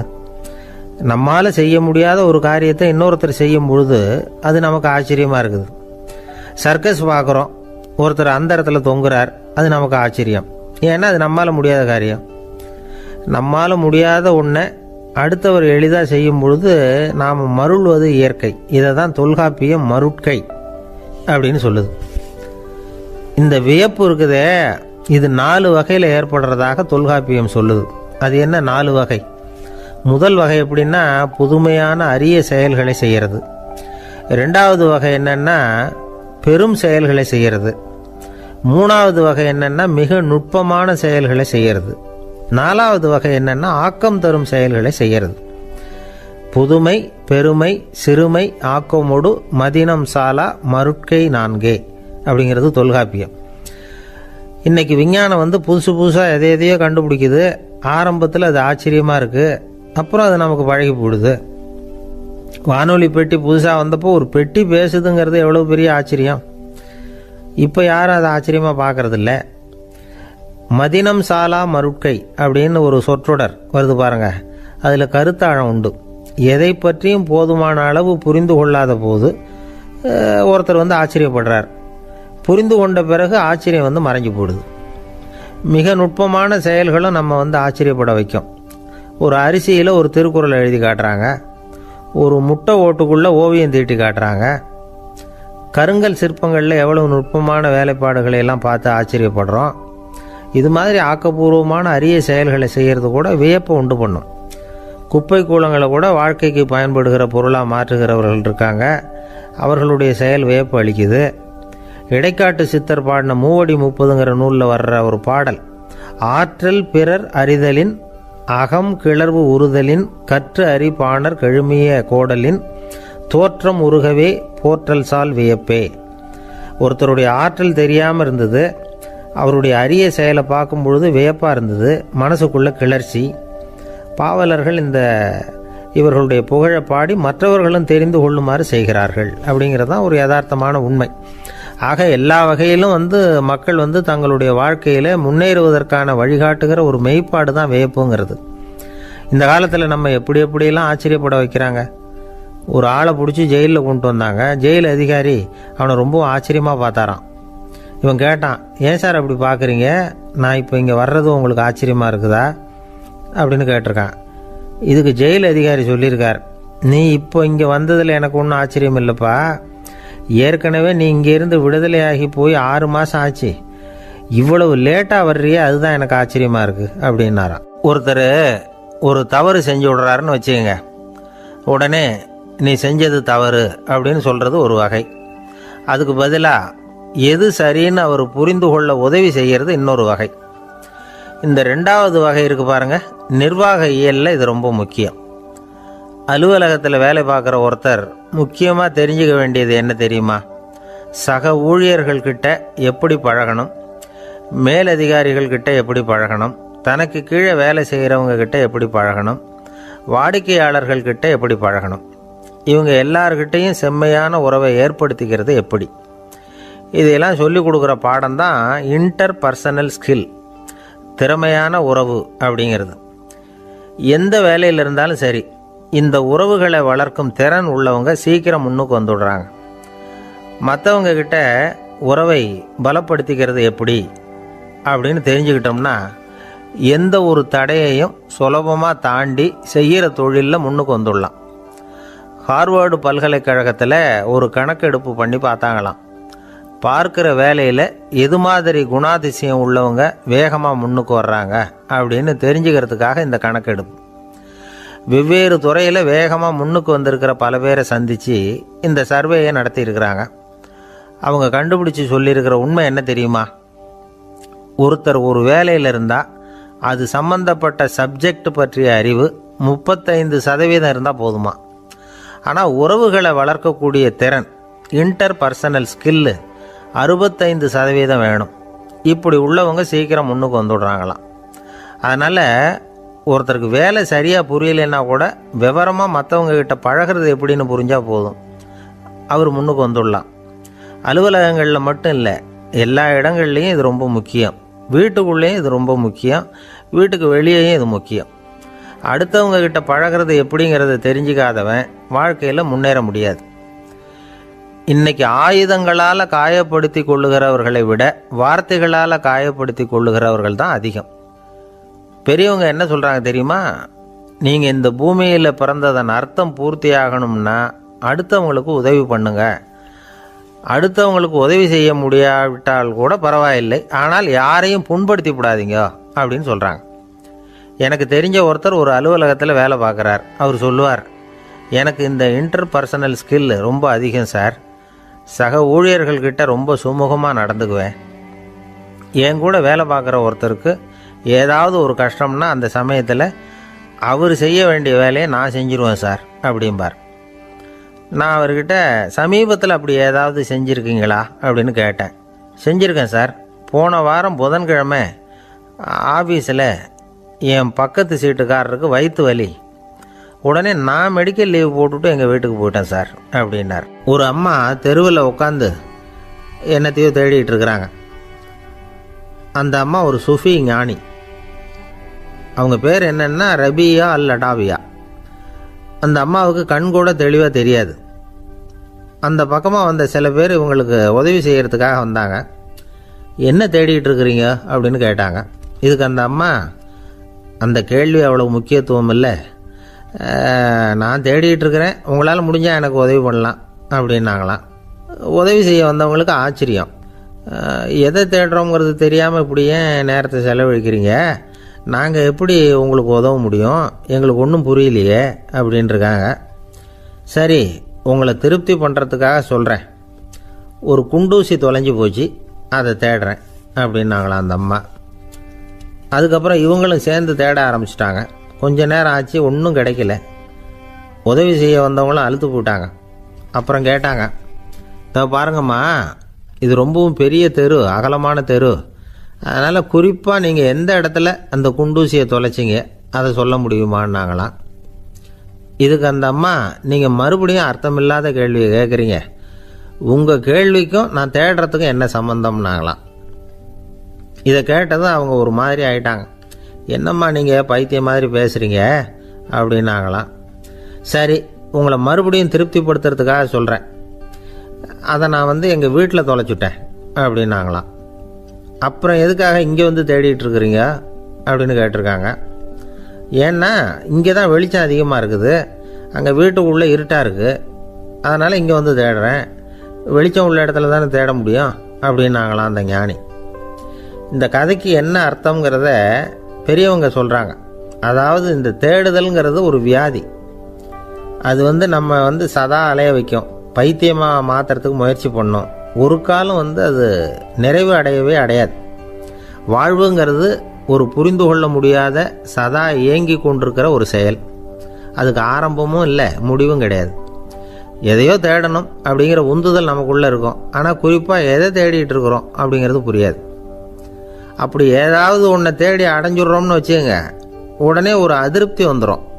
அதனால் வாழ்க்கைங்கிறது சலிப்பு நிறைந்தது அப்படிங்கிற எண்ணத்தை உண்டாக்கிக்கிறோம். ஒன்று அடைஞ்சதுக்கு அப்புறம் இன்னொன்று தேட ஆரம்பிச்சிருவோம். ஆக இந்த தேடல்ங்கிறது நாம் ஒன்று அடைஞ்சாலும் அடையாவிட்டாலும் தொடர்ந்து நடந்துக்கிட்டு தான் இருக்கும். இதுக்கு முடிவே கிடையாது. இந்த உண்மையை நாம் நல்லா புரிஞ்சுக்கணும் அப்படிங்கிறது பெரியவங்களுடைய கருத்து. ஏழையும் தேடுறான், பணக்காரனும் தேடுறான், நோயாளியும் தேடுறான், நோய் இல்லாதவனும் தேடுறான், அதிகாரம் உள்ளவனும் தேடுறான், அதிகாரம் இல்லாதவனும் தேடுறான், முட்டாளும் தேடுறான், அறிவாளியும் தேடுறான். ஆனால் யாரும் இதை தான் தேடி சாதிக்க போகிறோம், இதுதான் முடிவு அப்படின்னு திட்டவட்டமாக சொன்னதில்லை. ஒன்று அடைஞ்சதும் இன்னொன்று தேட ஆரம்பிச்சிடுறாங்க, அவ்வளோதான். அதாவது உங்களின் தேடுபவர் உங்கள் உள்ளேதான் இருக்கிறார், அவரை தேடி கண்டுபிடியுங்கள். இதுதான் ஞானிகள் நமக்கு சொல்லுகிற ஒரு ஆலோசனை. நம்மால் ஒருத்தன் ஜெயிலில் இருந்தான். இன்னொரு கைதி அவனை பார்த்து கேட்டான், ஏன்பா உன்னை பார்க்கறதுக்கு வெளியிலேருந்து யாருமே இங்கே வர்றது இல்லையே, உனக்கு சொந்தக்காரங்களே கிடையாதா அப்படின்னு கேட்டானா. ஏன் இல்லை, எனக்கு சொந்தக்காரங்க நிறைய பேர் உண்டு, அவங்க என்னை பார்க்க வராததுக்கு காரணம் வேற அப்படின்ட்டுருக்கான் இவன். என்ன காரணம்னு கேட்டான் அவன். அதுக்கு இவன் சொன்னானா, அதுக்கு என்ன காரணம்னா அவங்க எல்லாரும் இங்கே உள்ளேயே இருக்கிறாங்க அப்படின்னானா. ஒரு சீன தேசத்து அரசர் இருந்தார். அவருக்கு வயசாயிட்டுது. அவருக்கு அடுத்தபடியாக அவருடைய புள்ள பட்டத்துக்கு வரணும், ஆட்சி பொறுப்பை ஏற்றுக்கணும். ஒரு நல்ல தலைவனுக்கு இருக்க வேண்டிய பண்புகள்லாம் தன்னுடைய மகனுக்கு இருக்கணும்னு விரும்பினார் அந்த அரசர். அதனால் இளவரசனை பக்கத்தில் இருந்த ஒரு குரு கிட்ட அனுப்புனார். இளவரசன் அவர்கிட்ட போய் சேர்ந்தான். அந்த குரு என்ன பண்ணார் தெரியுமா, இவனை பார்த்து சொன்னார், இதை பாருப்பா, நீ என்ன பண்ணுற, இப்போவே பக்கத்தில் இருக்கிற காட்டுக்கு போ, நடு காட்டில் போய் ஒரு இடத்துல உட்காந்துக்கோ, அங்கே என்னென்ன சத்தம்லாம் உன் காதில் விழுதுன்னு கவனித்து கேளு, உன் காதில் விழுந்த ஓசைகள் என்னென்னங்கிறத என்கிட்ட வந்து சொல்லு, அதுதான் எனக்கு தெரியணும், உனக்கு வேலையும் அதுதான் அப்படின்னு சொல்லி அனுப்பி வச்சுட்டார். இளவரசன் காட்டுக்கு போனான். குரு சொன்னபடியே ஒரு இடத்துல உட்காந்து கவனித்து கேட்டான். அதுக்கப்புறம் குரு கிட்ட திரும்பி வந்தான். என்னென்ன சத்தம்லாம் கேட்ட அப்படின்னு கேட்டார் குரு. குருவே, காட்டில் நான் பறவைகள் சத்தம்லாம் கேட்டேன், மிருகங்களின் ஓசையையும் கேட்டேன், இதை தவிர இடி மின்னல் மழை இதுகளோட சத்தத்தையும் கேட்டேன் அப்படின்னா. குரு யோசனை பண்ணார், நீ இன்னமும் சரியாக கேட்கல, அதனால் மறுபடியும் காட்டுக்கு போ, கொஞ்ச நாள் தங்கியிருந்து கேட்டுட்டு வா அப்படின்னார். இளவரசனுக்கு ஒன்றும் புரியல. இருந்தாலும் குருவின் கட்டளையாச்சே, மறுக்க முடியுமா? உடனே அவன் மறுபடியும் காட்டுக்கு போனான். ஒரு இடத்துல உட்காந்தான். கொஞ்ச நேரம் உன்னிப்பாக கவனித்து கேட்டான். சில நாள் கழித்து குருக்கிட்ட திரும்பி வந்தான். குருவே, இந்த தடவை சில துல்லியமான சத்தங்களை எல்லாம் கேட்டான். தேனி பறக்கிற சத்தம், நீரோடையின் மெல்லிய ஓசை, இதெல்லாம் கேட்டேன்னா. குரு சிரிச்சார். நீ மறுபடியும் காட்டுக்கு போ, இன்னும் சில நாள் அங்கே இரு, முழுமையாக கவனமாக கேட்டுக்கிட்டு வா அப்படின்னு சொல்லி அனுப்பி வச்சுட்டார். இளவரசனுக்கு குழப்பம் அதிகமாயிட்டுது. ஒன்றுமே புரியல. மறுபடியும் காட்டுக்கு போனான். மௌனமாக ஒரு இடத்துல உட்காந்துட்டான். அப்படியே தியானத்தில் ஆழ்ந்துட்டான். சில நாளில் அவனுக்கு இதுவரை கேட்காத ஓசைகள்லாம் கேட்க ஆரம்பிச்சிட்டுது. இதைத்தான் நான் கேட்கணும்னு என்னுடைய குரு எதிர்பார்த்துருக்கிறாருங்கிறத புரிஞ்சுக்கிட்டான். உடனே குரு கிட்ட ஓடனான். குருவே, இந்த தடவை காதுகளுக்கு கேட்க முடியாத சில ஓசைகளை கூட என்னால் உணர முடிஞ்சுது. பூ மலருகிற ஓசை, சூரியனால் பூமி சூடாகிறப்போ எழுகிற ஓசை, காலை பனித்துளி இந்த புல்லுலாம் குடிக்கிற ஓசை, இது எல்லாம் என்னால் நல்லா கேட்க முடிஞ்சுது அப்படின்னா. குருவுக்கு இப்போ தான் திருப்தி ஏற்பட்டு தான் இளவரசனை பார்த்து சொன்னார், இதை பாருப்பா, இப்போ தான் நாட்டை ஆளுகிற தகுதி உனக்கு வந்திருக்குது அப்படின்னு சொல்லி அதுக்கு விளக்கமும் கொடுத்தாராம். எந்த அரசன் தன்னுடைய மக்களின் இதயம் பேசுகிற மௌன மொழியை, மௌன வார்த்தைகளை கேட்குறானோ அவன்தான் ஆள தகுதி உள்ளவன். எந்த அரசன் தன்னுடைய மக்களின் உணர்ச்சிகளை உண்மையாக உணர்றானோ அவன்தான் முதன்மையான அரசன். போலி வார்த்தைகளை மட்டும் கேட்டுட்டு பல மௌன ராகங்களை காதில் வாங்கிக்காதவன் அரசனே இல்லை. எந்த நாட்டில் எப்போ ஒரு அரசன் தன்னுடைய மக்களின் உணர்ச்சிகளை கேட்க மறுக்கிறானோ அன்னையிலேருந்தே அந்த நாடு அழிய தொடங்குது அப்படின்னு அர்த்தம். இதுதான் அந்த குரு இளவரசனுக்கு போதிச்சது. வாயால் பேசுகிறத மட்டும் கேட்டு ஏமாறக்கூடாது, உணர்ச்சிகளையும் கேட்கறதுல தான் மனப்பக்குவம் உண்டாகும். மக்கள் உணர்ச்சிகளை புரிந்து கொள்ளாத அரசர்கள் நீடிச்சிருக்க முடியாது. அது மாதிரி நாடுகளில் அடிக்கடி குழப்பம் தான் உண்டாகும். அப்படி இருந்தால் அடிக்கடி ஆட்சி மாறிக்கிட்டு இருக்கும். அப்படிப்பட்ட ஒரு தேசம், அங்கே ஒரு சிறைச்சாலையில் 3 கைதிகள் பேசிக்கிட்டு இருந்தாங்க. ஒருத்தன் சொன்னான், நான் இந்த நாட்டு ராஜாவை எதிர்த்து பேசிக்கிட்டு இருந்தேன், அதனால் என்னை பிடிச்சி கொண்டாந்து இங்கே போட்டுட்டாங்க அப்படின்னா ஒருத்தன். இன்னொருத்தன் சொன்னான், நான் இந்த நாட்டு ராஜாவை ஆதரித்து பேசிக்கிட்டு இருந்தேன், அதனால் என்னை பிடிச்சி கொண்டாந்து இங்கே தள்ளிவிட்டாங்க அப்படின்னா. அது சரி, நீ என்ன தப்பு பண்ண அப்படின்னு சொல்லி 3வது ஆளை பார்த்து இவங்க கேட்டாங்க. அதுக்கு அந்த ஆள் சொல்கிறான், நான் தான் இந்த நாட்டு ராஜா அப்படின்னானா. ஒரு ஆசாமி வேகமாக ஓடிக்கிட்டு இருந்தான். ஏன் இப்படி ஓடுறேன்னு கேட்டார் இன்னொருத்தர். அங்கே ஒரு ஆள் அடிபட்டு கிடக்கிறான், அதை பார்த்தேன், உடனே ஓடுறேன்னா. எங்கேன்னு கேட்டார். ஆஸ்பத்திரிக்குன்னா. ஒரு ஆள் அடிபட்டு கிடக்கிறத பார்த்தா உடனடியாக நாம் செய்ய வேண்டியது முதல் உதவி, அதுக்கப்புறம் தான் ஆஸ்பத்திரி. இன்றைக்கி விபத்துங்கிறது சர்வசாதாரணமாக நடந்துக்கிட்டு இருக்குது. வாகன விபத்து, வெடிகுண்டு விபத்து, தீ விபத்து, கட்டடம் சரியறது, பூகம்பம், இப்படி நிறைய நடக்குது. ஒரு விபத்தை பார்த்துட்டா நம்மளில் பல பேர் நமக்கு என்னத்துக்கு வம்புன்னு ஒதுங்கி போயிடுறதும் உண்டு. சில பேர் துணிஞ்சு கிட்ட போய் உதவி செய்கிறதும் உண்டு. அப்படி உதவி செய்ய நினைக்கிறவங்களுக்கு உபயோகப்படுற தகவல் இது. விபத்தில் காயமடைஞ்சவங்களை 3 பிரிவாக பிரிக்கலாமா.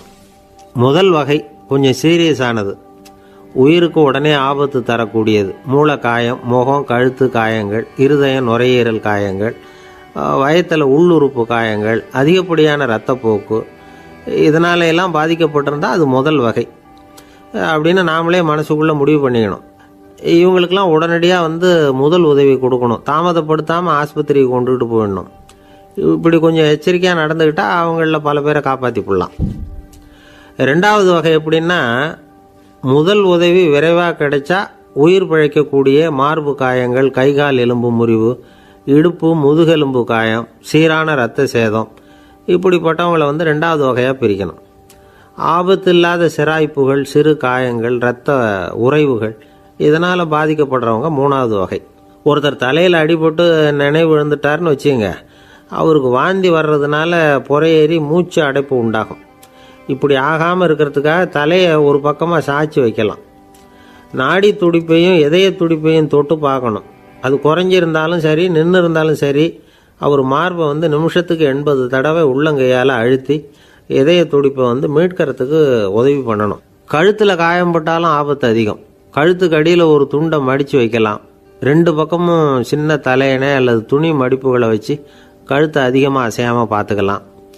முதுகெலும்பு முறிஞ்சிருக்குமோ அப்படிங்கிற சந்தேகம் இருந்ததுன்னா அவரை அதிகமாக அசைய விடக்கூடாது. அதிகமாக அசைஞ்சால் தண்டு இடத்துல பாதிப்பு ஏற்பட்டு கைகால் விளங்காமல் போயிடும். அவரை ஒரு கனமான போர்வை இல்லைன்னா பாயில் படுக்க வச்சு 4 பேர் மெதுவாக தூக்கி மருத்துவ உதவிக்கு அனுப்பி வைக்கலாம். கையெலும்பு முறிஞ்சிருந்தால் முறிஞ்ச பாகத்தை உடம்போடு சேர்த்து அசையாமல் கட்டி போடலாம். கால் எலும்பு முறிஞ்சிருந்தால் மற்ற காலோட சேர்த்து கட்டி போடலாம். முறிஞ்ச பாகம் தொங்காமல் பார்த்துக்கணும், அப்போ தான் வீக்கம் உண்டாகாமல் இருக்கும். வெட்டு காயம், குண்டடிப்பட்ட காயம், இதிலெல்லாம் ரத்தப்போக்கு அதிகமாக இருக்கும். ரத்தம் வெளியேற ஆபத்து அதிகம். சுத்தமான துணியை பல மடிப்புகளை மடித்து காயத்தின் மேலே வச்சு அழுத்தமாக ஒரு 10 நிமிஷம் பிடிச்சிக்கணும். ரத்தம் நின்ன உடனே காயத்துக்கு கட்டு போடலாம். சில சமயம் காயம்பட்ட பாகத்தை உயரமாக தூக்கி பிடிச்சிக்கிட்டா தான் ரத்த கசிவு நிற்கும். இந்த விவரங்களை எல்லாம் கொஞ்சம் மனசில் வாங்கி வச்சுக்கிட்டோம்னா சமயத்தில் உதவும். ஏன்னா இந்த காலத்தில் விபத்து எந்த ரூபத்தில் எப்போ வரும்னு யூகிக்கவே முடியல. நண்பர் ஒருத்தர் சொன்னார், நேற்றுக்கு பாருங்க சார், என் கண்ணு முன்னாடியே ஒரு சின்ன விபத்து நடந்ததுன்னார். என்னன்னு விசாரித்தோம். ஒரு பஸ்ஸில் வந்துக்கிட்டு இருந்தேன். அந்த பஸ்ஸில் பின்பக்கம் படி ஓரமாக நின்றுக்கிட்டு இருந்த ஒருத்தர் ரோட்டில் விழுந்துட்டார். டிரைவர் அதை கவனிக்கல, நிறுத்தாமல் அவர் பாட்டுக்கு போகிறாருனார். கண்டக்டர் உடனே விசில் கொடுத்து பஸ்ஸை நிறுத்த வேண்டியது தானே அப்படின்னோம். அதுதான் சார் முடியாமல் போச்சுன்னார் அவர். ஏன்னு கேட்டாங்க. தவறி கீழே விழுந்ததே அந்த கண்டக்டர் தான் சார் அப்படிங்கிறார். ஒரு நண்பர், அவர்கிட்ட பேசிக்கிட்டு இருந்தேன். மனித உறவுகள் பற்றி அவர் சொல்லிகிட்டு இருந்தார். அமெரிக்காவில் தந்தை மகன் உறவு எப்படி இருக்குது அப்படிங்கிறத விளக்கிறதுக்கு அவர் ஒரு கதையை சொன்னார். ஒரு அப்பா பகல் பூராவும் அலுவலகத்தில் வேலை, ஓடி ஆடி உழைச்சிக்கிட்டு களைச்சி போய் ராத்திரி 10 மணிக்கு மேலே வீடு திரும்பினான். வீட்டு வாசலில் அவரோட மகன் காத்துக்கிட்டு இருக்கிறான். இன்னமும் தூங்கலை. அப்பா வாசல்லையே தடுத்து நிறுத்தி, அப்பா உனக்கு சம்பளம் எவ்வளவு அப்படின்னு கேட்குறான். ஏற்கனவே ஆஃபீஸ் பிரச்சனைகளால் அழுத்து போய் திரும்புகிற அப்பாவுக்கு கோவம் வந்துடுது. என்னடா இப்படிலாம் கேளுன்னு உங்கள் அம்மா உனக்கு சொல்லி கொடுத்தாளா அப்படின்னு சொல்லிவிட்டு உள்ளே போய் சட்டையை கட்டி மாட்டிவிட்டு குளிச்சுவிட்டு மறுபடியும் வெளியில் உடையை மாற்றுகிற சமயம் அப்போ மறுபடியும் மகன் உள்ளே நிற்கிறான் அவர் முன்னாடியே. அப்பா உனக்கு எவ்வளவு சம்பளங்கிறான் மறுபடியும். அப்பாவுக்கு எரிச்சல் அதிகமாகிட்டுது. மணிக்கு $20 போதுமா அப்படின்னார். அப்படின்னா எனக்கு ஒரு $10 தர முடியுமான்னா மகன். இதுக்கு தான் என் சம்பளம் எவ்வளவுன்னு கேட்டியா? 2ஆம் வகுப்பு படிக்கிற உனக்கு எதுக்குடா $10 அப்படின்னு கத்திவிட்டு தொலைக்காட்சி பெட்டியின் முன்னாடி போய் உட்காந்துக்கிட்டு ஏதோ நிகழ்ச்சியை பார்க்க ஆரம்பிச்சிட்டார். கொஞ்ச நேரம் கழித்து மறுபடியும் மகன் நிற்கிறான். அப்பா ப்ளீஸ் எனக்கு ஒரு $10 கொடுக்க முடியுமா? மகனுடைய கண்களில் கண்ணீர். என்னடா அவன் கண்ணீரை காட்டி காரியம் சாதிக்கலாம்னு பார்க்குறியா? ஒரு காசு கூட கொடுக்க மாட்டான் போ அப்படின்னு விரட்டி விட்டான். மகன் கண்ணீரை தொடச்சிக்கிட்டே கண்ணை தொடச்சிக்கிட்டு பேசாமல் போய் படுத்துக்கிட்டானா. கொஞ்ச நேரம் ஆச்சு. அப்பாவோட கோபம் கொஞ்சம் கொஞ்சமாக குறைஞ்சிது. பிள்ளைகிட்ட கோபமாக கத்துனது தப்பு தாங்கிறது புரிஞ்சுது அவனுக்கு. எழுந்திரிச்சு போனான், படுக்கை இறக்கி போனான். மகனை பார்த்தான். அவன் தலையணையை கட்டி பிடிச்சிக்கிட்டு அழுதுகிட்டு இருக்கிறான். அவனை மெல்ல நெருங்கி அவங்ககிட்ட எதமாக பேசுகிறதுக்கு ஆரம்பித்தானான். எதுக்குடா உனக்கு $10 பள்ளிக்கூடத்தில் கேட்டாங்களா அப்படின்னு கேட்டானான். மகன் சொல்லியிருக்கான், இல்லை டாடி, உனக்கு 1 மணி நேரம் சம்பளம் $20ன்னு சொன்னேன். நீ ஏற்கனவே எனக்கு கொடுத்த பாக்கெட் மணி $10 என்கிட்ட இருக்குது.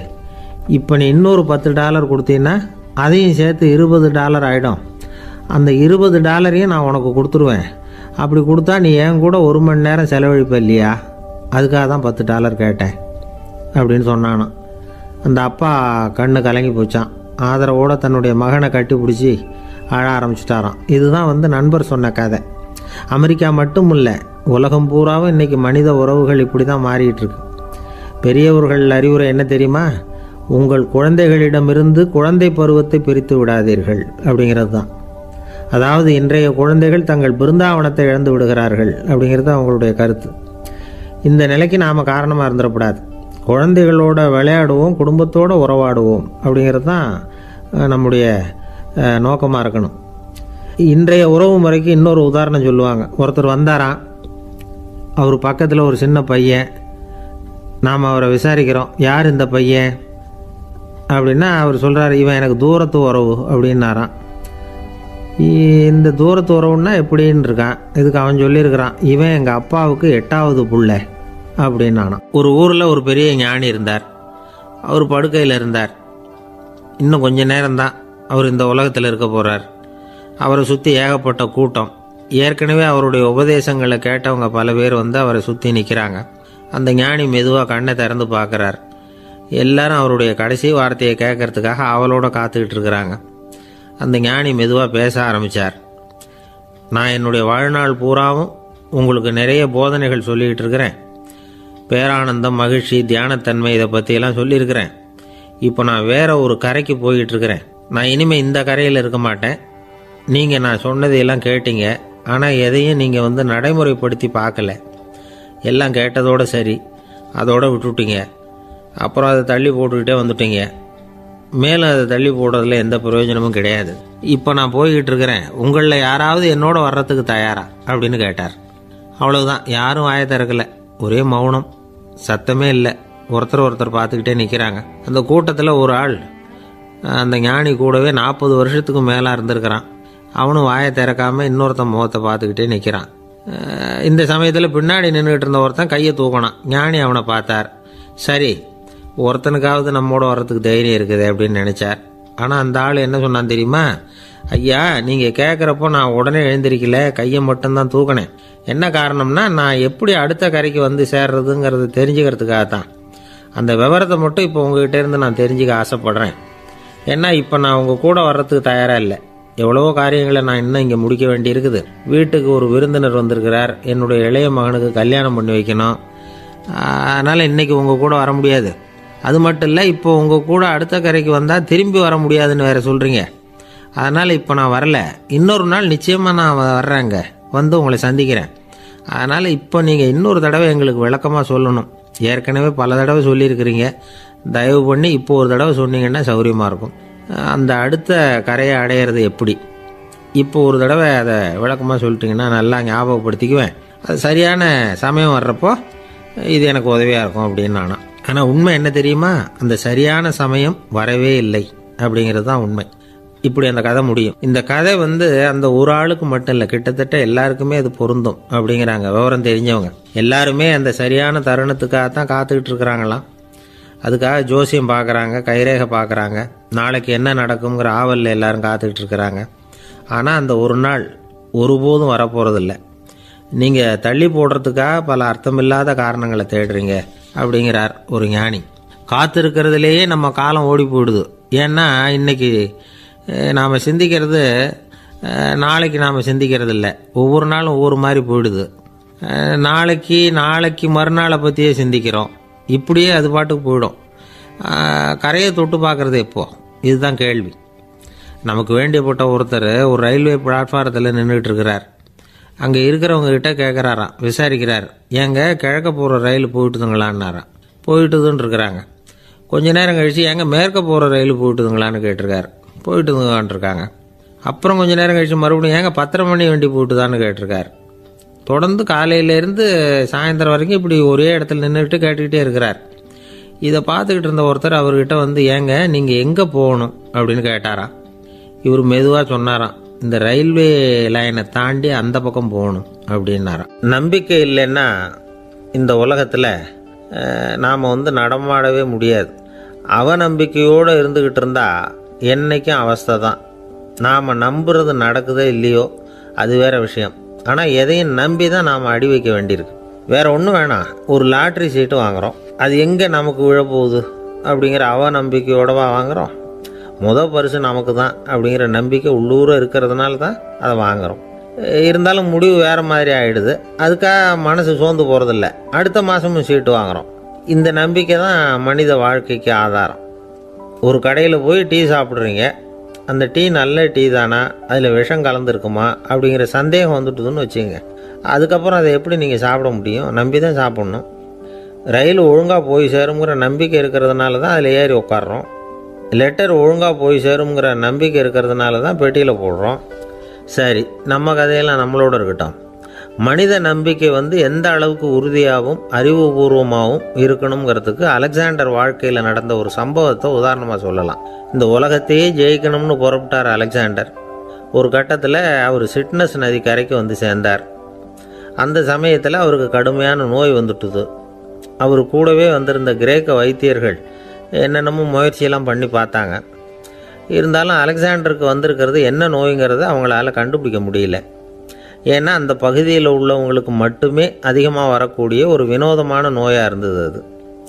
ஆனால் அவர் இருக்கிற இடம் எதிரியோட இடம், பாரசீக மன்னனோட ஆளுகைக்கு உட்பட்ட இடம். என்ன பண்ணுறது அப்படின்னு எல்லாரும் யோசனை பண்ணாங்க. பாரசீக மன்னனோட அரண்மனையில் இருக்கிற வைத்தியர் வந்தால் இந்த நோயை குணப்படுத்தி விடுவார் அப்படின்னு சொன்னாங்க. இருந்தாலும் எதிரியோட நாட்டில் இருக்கிற வைத்தியரை கூப்பிட்டு எப்படி நம்பி வைத்தியம் பார்க்க சொல்கிறது அப்படின்னு சொல்லி எல்லோரும் தயங்கினாங்க. ஆனால் அலெக்சாண்டர் தயங்கலை. பரவாயில்ல, அழைச்சிட்டு வாங்கன்னு விட்டார். உடனே அவரை போய் அழைச்சிட்டு வந்துட்டாங்க.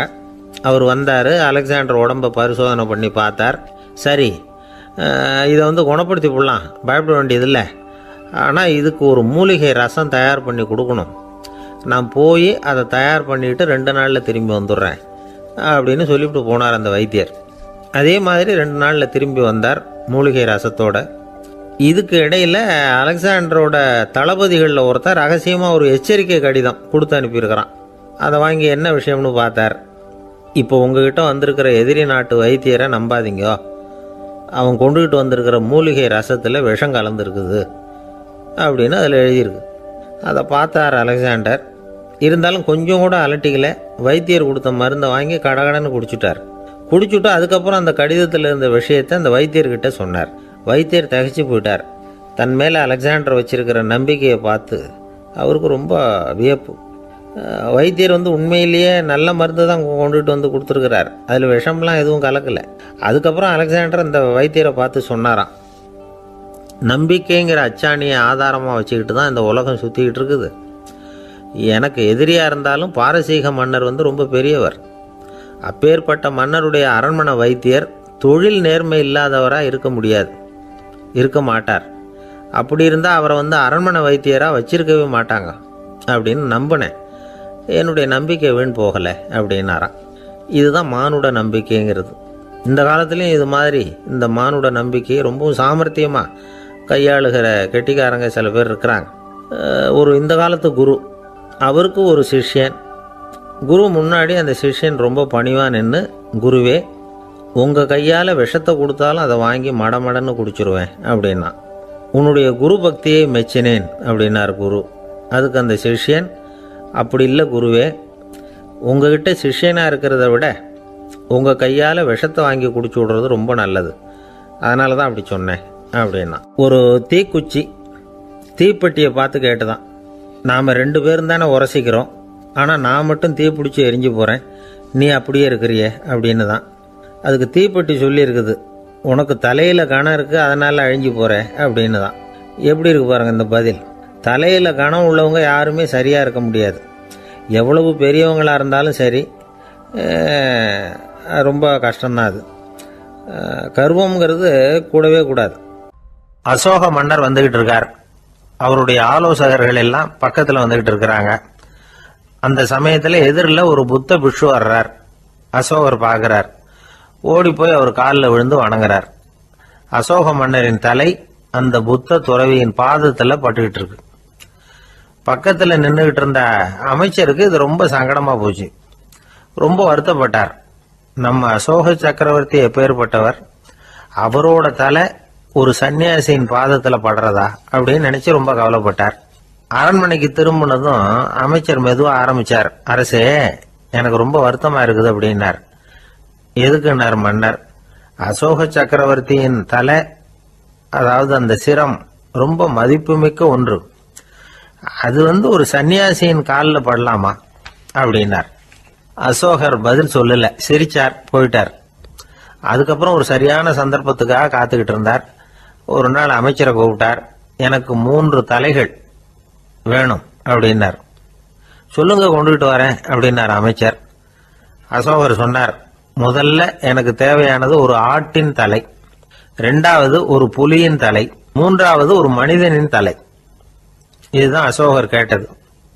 எங்க இருந்தாலும் கொண்டு வாங்கன்னார். அமைச்சர் புறப்பட்டார். ஆட்டுத்தலை புலித்தலை கிடைச்சிட்டுது. அப்புறமா ஒரு சுடுகாட்டுக்கு போய் ஒரு மனித தலையும் சேகரம் பண்ணிட்டு ராஜா கிட்ட வந்துட்டார். அரசே, உங்கள் ஆணைப்படி 3 தலைகளையும் கொண்டு வந்திருக்கிறேன்னார். அசோகர் பார்த்தார். ரொம்ப நல்லது, இப்ப இது 3ஐயும் எடுத்துக்கிட்டு போய் சந்தையில வித்துட்டு வாங்க அப்படின்னார். அமைச்சர் அதுகளை எடுத்துக்கிட்டு சந்தைக்கு போனார். முதல்ல ஆட்டுத்தலை நல்ல விலைக்கு வித்து போச்சு. நல்ல விலை கொடுத்து வாங்கிட்டு போட்டாங்க. அடுத்தபடியா புலி தலைய ஒருத்தர் வாங்கிட்டார். அதை பாடம் பண்ணி வீட்டில் மாட்டி வைக்கலாமே அப்படின்னு நினைச்சு அதையும் வாங்கிட்டு போட்டார். மனித தலையை மட்டும் வாங்கறதுக்கு யாரும் முன் வரல. எல்லாரும் அதை பார்த்துட்டு விலகி போக ஆரம்பிச்சாங்க. அமைச்சர் திரும்பி வந்தார். அரசே, இந்த தலையை மட்டும் யாரும் வாங்க மாட்டேங்கிறாங்க அப்படின்னார். சரி, பரவாயில்ல, இது இலவசமாவே எனாமாவே யாருக்கிட்டையாவது கொடுத்துட்டு வந்துருங்க அப்படின்னார். அமைச்சர் மறுபடியும் சந்தைக்கு போனார். இதை இலவசமா தரேன், இதை வாங்கிக்கோங்க அப்படின்னார். அப்பவும் அதை யாரும் வாங்கிக்கிறதுக்கு தயாரா இல்லை. மறுபடியும் திரும்பி மன்னர்கிட்ட விவரத்தை சொன்னார். இப்போ மன்னர் சொல்றார், அமைச்சரே, உயிர் இருக்கிற வரைக்கும் தான் இந்த தலைக்கு மதிப்பு. ஜீவன் போனதுக்கு அப்புறம் அதோட மதிப்பும் போயிடுது. அதனால மதிப்பு இருக்கும் பொழுதே பெரியவர்கள் பாதம் பணிந்து அந்த புனிதத்தை பெற்றுக்கொள்ளணும் அப்படின்னார். பணிவுங்கிறது வேற, அடிமைத்தனம்ங்கிறது வேற. பெரியவர்களை பணிவது நமக்கு பெருமை தரக்கூடிய விஷயம். இதை மனசுல வச்சுக்கிட்டு எப்போ காலில் விழணும், எப்போ காலில் விழக்கூடாது அப்படிங்கிறத முடிவு பண்ணிக்கணும். ஒரு சாதாரண ஆள் நடந்து வந்துகிட்டு இருந்தார். எதிரில் ஒரு பெரிய மனுஷன் ஓடி போய் அவர் காலில் விழுந்து தன்னுடைய தலையை அவர் பாதத்தில் கொண்டு போய் வச்சார். கொஞ்ச நேரம் கழிச்சு எழுந்திரிச்சு வந்துட்டார். வந்த பிறகு இவரை கேட்டேன், ஏன் திடீர்னு ஓடி போய் அந்த ஆளு காலில் விழுந்தீங்க அப்படின்னு. அவர் போட்டிருக்கிறது என்னோட காணாம போன செருப்பான்னு கண்டுபிடிக்கிறதுக்காக அப்படி விழுந்தேன் அப்படின்னார். ஒரு காட்டுல ஒரு நரி இருந்தது. ஒரு நாள் காலை நேரம் அது தன்னுடைய இருப்பிடத்திலிருந்து வெளியில வந்தது. கொஞ்ச தூரம் நடந்து வந்தது. அப்பதான் அது தன்னோட நிழலை கவனிச்சு பார்த்தது. பார்த்தா அது ரொம்ப நீளமா பெருசா இருக்குது. காலை நேரத்துல நிழல் அப்படித்தானே இருக்கும். ஆனா அந்த நரிக்கு அந்த விஷயம் தெரியல. தன்னுடைய நீண்ட பெரிய நிழலை பார்த்து ஆச்சரியப்பட்டது. ஆஹா, நாம இவ்வளவு பெருசாவா இருக்கிறோம் அப்படின்னா என்னுடைய காலை சாப்பாட்டுக்கு ஒரு யானை இல்லைன்னா ஒரு ஒட்டகம் கிடைச்சாதான் சரியா இருக்கும் போல இருக்கு அப்படின்னு முடிவு பண்ணிட்டுது. உடனே ஒரு யானை அல்லது ஒட்டகத்தை தேடி அலைஞ்சது, எங்க கிடைக்கும்னு. கிடைக்கவே இல்லை. மத்தியானம் 12 மணி ஆயிட்டுது. பசியோடு அலையுது. இப்ப தன்னோட நிழலை பார்த்தது. அது மத்தியான நிழல் எப்படி இருக்கும், அது ரொம்பவும் குறுகி போய் தெரிஞ்சது. உடனே அந்த நரி என்ன நினைச்சுக்கிட்டு தான் தெரியுமா, காலை ஆகாரம் சாப்பிடாததுனால நம்ம உடம்பு இப்படி அழிச்சு போட்டுதே அப்படின்னு நினைச்சுக்கிட்டு தான். கொஞ்ச நேரம் கழிச்சு மறுபடியும் தன்னுடைய நிழலை பார்க்குது. அது இன்னமும் குறுகி போய் காலடியிலேயே வந்துட்டுது. அதுக்கு பயமா போயிடுது. ஐயோ, இன்னும் கொஞ்ச நேரத்துல நாம இறந்துருவோம் போல இருக்க. இப்ப என்ன செய்யறது? இந்த சமயத்துல ஒரு எறும்பு கிடைச்சா கூட போதும், அதை நம்ம காலை ஆகாரமா நினைச்சு சாப்பிட்டு விடலாமே அப்படின்னு நினைச்சுதான். நம்முடைய நிழல் கூட நம்மள மாதிரியே தான் அடிக்கடி மாறிக்கிட்டே தான் இருக்குது. அது எப்பவும் ஒரே மாதிரி இருக்கிறது இல்ல. மனிதனுக்கு ஏற்படுகிற தன்முனைப்பு இருக்கு பாருங்க, ஈகோ, அது கூட ஒரு நிழல் மாதிரி தானா. அப்படி நினைக்க ஆரம்பிச்சுட்டா அதனால ஏதும் பிரச்சனை வராதான். தன்முனைப்பை நிழல் போலவே ஏற்றுக்கொள்ளுங்கள் அப்படிங்கிறது பெரியவங்க கருத்து. ஒரு காரியத்தை வெற்றிகரமா நல்ல விதமா செஞ்சு முடிக்கிறோம்னு வச்சுக்கோங்க. அந்த சமயத்துல ஒரு வித நுட்பமான தற்பெருமை நமக்குள்ள உண்டாகுது. இது இயற்கையானது, அதனால இது மேல பற்று வைக்கக்கூடாது. அப்படி வைக்க ஆரம்பிச்சுட்டா அந்த தற்பெருமை ஒரு நிரந்தர விருந்தாளியா நம்ம கிட்ட தங்கிக்கும். நம்ம நிழல் எப்படின்னு பாருங்க, நாம நடக்கும் பொழுது நம்ம பின்னாடியே வரும். தன்முனைப்பையும் அப்படியே நினைச்சுக்குங்க. நிழல் யாருக்கும் எந்த பிரச்சனையையும் உண்டாக்குறது இல்லை. ஆனா அந்த நிழலை கண்டே நாம பயப்பட ஆரம்பிச்சுட்டா நாம எதுலையும் வெற்றி காண முடியாது. நிழலோட சண்டை போடக்கூடாது. அது மாதிரி தன்முனைப்போடவும் நாம சண்டை போட வேண்டியதில்லை. இல்லாத ஒன்றோடு சண்டை போடுறது எப்படின்னா, அது இருட்டோட சண்டை போடுறது மாதிரி. நாம நிழல் கிடையாது. நம்ம கிட்ட இருக்கிற தன்முனைப்பு ஒரு நிழல். நம்ம நிழலையும் நமக்கு சமமா பாக்குறோம் பாருங்க, அங்கதான் சிக்கலே ஆரம்பம். இப்போ நாம நடந்து போய்கிட்டு இருக்கிறோம். நம்ம நிழல் தரையில விழுது. யாரோ ஒருத்தர் நம்ம நிழல் மேல காலை வச்சு நடந்து போறார். உடனே அவர்கிட்ட சண்டைக்கா போறோம், ஏண்டா என் நிழலை மிதிச்ச அப்படின்னு. நமக்கு தெரியும் அது நிழல் தாங்கிறது. அவர் உங்க மேல நடக்கல, உங்களுடைய நிழல் மேலதான் நடக்கிறார். அது மாதிரி உங்க தன்முனைப்பின் மேல யாராவது நடந்தா உங்களை அவமானப்படுத்துறதா நினைக்கிறீங்க. காரணம், நாமளும் நம்ம தன்முனைப்பும் ஒண்ணுங்கிற நினைப்பு தான் காரணம். மற்றபடி வேற ஒண்ணும் கிடையாது. நம்ம நிழல் மேல நடக்கிறவர் நம்மளை காயப்படுத்துறது இல்லை. தன்முனைப்பை வேண்டாத ஒன்னாவும் பார்க்க வேண்டியதில்லை. அது இயற்கை. நிழலை உங்க முன்னாடி வைக்க வேணாம், அது உங்க பின்னாடியே இருக்கட்டும். நிழலின் நிழலாகி விடாதீர்கள், நீங்கள் நீங்களாகவே இருங்கள். இதுதான் சான்றோர் சிந்தனை. ஒரு பேருந்துல ஒரே நெரிசல். ஒருத்தர் பக்கத்துல நின்றுகிட்டு இருந்தவர்கிட்ட ரொம்ப பணிவா விசாரிச்சார், ஏன் சார் நீங்க ஏதாவது பெரிய உத்தியோகத்துல இருக்கிறீங்களா அப்படின்னார். அப்படிலாம் ஒண்ணும் இல்லைங்க என்னார் அவரு. அப்படின்னா வேற ஏதாவது அரசியல்ல பெரிய பதவியில் இருக்கிறீங்களா அப்படின்னு கேட்டார். அதுவும் இல்லைங்கன்னார். சரி, பணமாவது அதிகமா வச்சிருக்கீங்களா அப்படின்னு கேட்டார். அப்படிலாம் ஒன்றும் கிடையாது சார்னார் அவரு. அப்புறம் எதுக்கடா என் காலை மிதிச்சுக்கிட்டு இருக்கிற, எடுறா காலை அப்படின்னாராம் இவர். ஒரே ஒரு ஊர்ல ஒரு பாதிரியார் இருந்தார். ரொம்ப நாள் சந்தோஷமா வாழ்ந்தார். ஒரு நாள் அவர் மடத்து சமையல் அறையில் பாத்திரங்களை கழுவி துலக்கி சுத்தப்படுத்திக்கிட்டு இருந்தார். அந்த சமயத்தில் ஒரு தேவதூதன் அவர் முன்னாடி நின்னான். இவர் நிமிர்ந்து பார்த்தார். ஆண்டவர் என்னை உங்ககிட்ட அனுப்பியிருக்கிறார், பரலோகத்தில் வாசம் செய்யறதுக்கு உங்களுக்கு நேரம் வந்துட்டுது அப்படின்னு அந்த ஆள். ஆண்டவருக்கு என்னோட ஞாபகம் வந்ததுக்கு நன்றி. ஆனாலும் இப்போ இங்கே நீயே பாரு, எவ்வளவு பாண்டங்கள் பாக்கி இருக்குது, இவ்வளவையும் நான் சுத்தப்படுத்த வேண்டியிருக்கு. நான் நன்றி கெட்டவனாக இருக்க விரும்பலை. இந்த பணியை முடிக்கிற வரைக்கும் என்னுடைய பரலோக வாழ்வை தள்ளி வைக்க முடியுமா? நீ என்ன நினைக்கிற அப்படின்னு கேட்டார். தேவதூதன் தனக்கே உரிய விவேகத்தோட அன்போட பாதிரியாரை பார்த்தான். சரி, என்ன செய்யலாம்ங்கிறத அப்புறம் சொல்கிறேன் அப்படின்னு சொல்லிவிட்டு புறப்பட்டு போயிட்டான். ஒரு நாள் அந்த பாதிரியார் தோட்டத்தில் உள்ள களைகளை எல்லாம் ஒரு களை கொத்தியால் கொத்தி களை எடுத்துக்கிட்டு இருக்கிறார். அந்த சமயத்தில் இந்த தேவதூதன் மறுபடியும் அவர் முன்னாடி நிற்கிறான். பாதிரியார் பார்த்தார். இதை பாரு, இந்த தோட்டம் பூராவும் எவ்வளவு களை மண்டி கிடக்கு, பரலோகம் கொஞ்ச காலம் எனக்காக பொறுத்திருக்கலாம்னு நீ நினைக்கிறியா அப்படின்னு கேட்டார். தேவதூதன் சிரிச்சுக்கிட்டே மறுபடியும் மறைஞ்சிட்டான். மறுபடியும் அவர் களை எடுக்கிறது, தானிய களஞ்சியத்துக்கு வர்ணம் பூசுறது, இப்படிப்பட்ட வேலைகளில் ஈடுபட்டிருக்கார். இன்னொரு நாள் ஒரு மருத்துவமனையில் நோயாளிகளை கவனிச்சிக்கிட்டு ரொம்ப தீவிரமாக இருக்கிறார் அந்த பாதிரியார். ஒரு நோயாளியோட தாகத்துக்கு தண்ணீர் கொடுத்துட்டு நிமிர்ந்து பார்க்குறப்போ தேவதூதன் மறுபடியும் அவர் முன்னாடி நிற்கிறான். இந்த தடவை பாதிரியார் தன்னலமற்றவராக பேரன்பை காட்டக்கூடிய வகையில் தன்னுடைய 2 கைகளையும் உயர்த்தியபடி தேவதூதனின் கவனத்தை பிணியால் வாடக்கூடிய நோயாளிகளின் பக்கம் திருப்பினாராம். தேவதூதன் ஒன்றும் சொல்லலை, மறைஞ்சிட்டான். அன்னைக்கு சாயந்தரம் பாதிரியார் மடத்தில் உள்ள தன்னுடைய அறைக்கு போய் இளைப்பாறினார். யோசித்து பார்த்தார். தேவதூதனையும் தேவதூதனின் விருப்பத்தையும் பல நாள் தள்ளி போட்டு வந்ததையும் அவர் ரொம்ப நினச்சி பார்த்தார். திடீர்னு தான் முதுமை அடைகிறதையும் சோர்வு அடைகிறதையும் உணர்ந்தார். ஆண்டவரை நினச்சார். ஆண்டவரே, உம்முடைய தூதனை மறுபடியும் என்கிட்ட அனுப்புனா நான் சந்திக்கிறதுக்கு ஆவலாக இருக்கேன் அப்படின்னு சொல்கிறப்பவே தேவதூதன் பக்கத்தில் நின்னான். பாதிரியார் நிமிர்ந்து பார்த்தார்.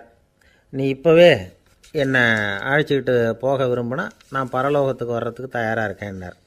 தேவதூதன் அந்த பாதிரியாரை அன்போடவும் விவேகத்தோடவும் பார்த்து, நீங்கள் என் கூட பரலோகத்துக்கு வர்ற தயாராக இருக்கிறதா சொல்கிறீங்க, ஆனால் நீங்கள் இது வரைக்கும் வேறு எங்கே இருந்ததா நினைக்கிறீங்க அப்படின்னு நானும்.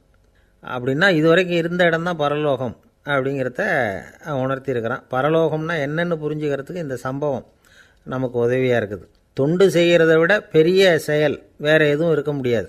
அது நம்ம மனசுக்கு கொடுக்குற சுகத்தை வேறு எதுவும் கொடுக்க முடியாது. நாம் தொண்டு செய்கிற இடம் தான் அந்த புண்ணிய இடம். ஆனால் இந்த காலத்துல எல்லாம் நாம் தொண்டு செய்யணும்னு நினச்சி ஏதாவது ஆரம்பித்தா கூட அதை ஒரு மாதிரியாக சுற்றி நின்று வேடிக்கை பார்க்க ஆரம்பிச்சிடுறாங்க. ஒரு பெரியவர் அப்படி தான் ஒரு தொண்டு செஞ்சுக்கிட்டு இருந்தார். ஒரு கோவில் கட்டிக்கிட்டு இருந்தாங்க. அதில் ஒரு இடத்துல ஒரு பலகையை வச்சு ஆணி அடிக்கிற வேலையை செஞ்சுக்கிட்டு இருந்தார் அந்த பெரியவர். ஒரு சின்ன பையன் அதை ரொம்ப ஊக்கமாக அக்கறையாக கவனிச்சிக்கிட்டு இருந்தான். பெரியவர் இதை கவனித்தார்.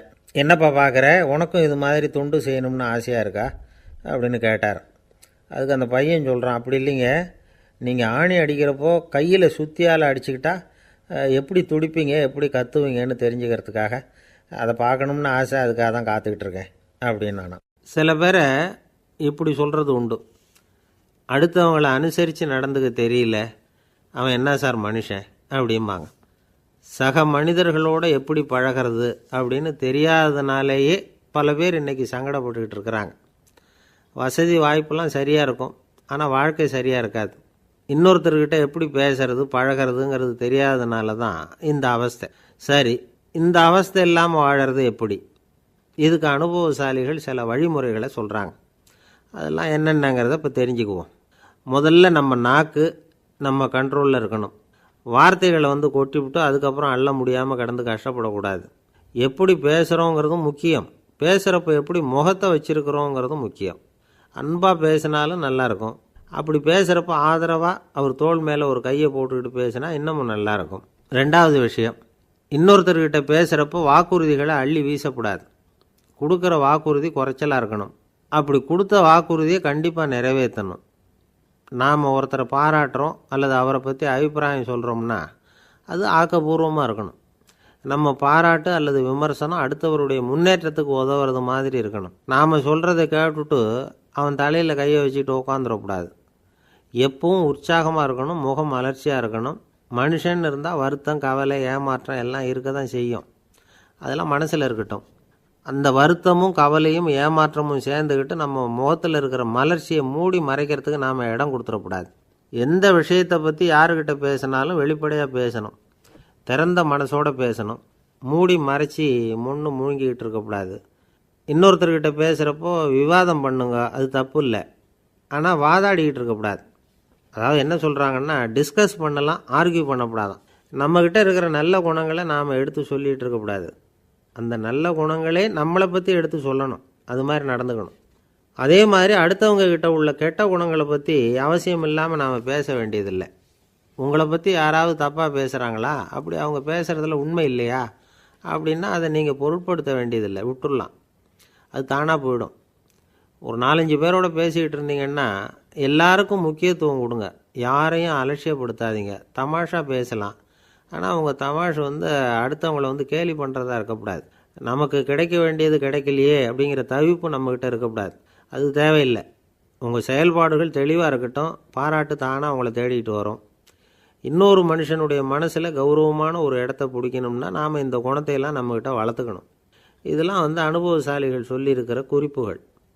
இந்த குறிப்புகளை சரியாக புரிஞ்சுக்கணும், அது முக்கியம். தப்பாக புரிஞ்சுக்கிட்டா என்ன ஆகும் தெரியுமா? இதை கேளுங்க.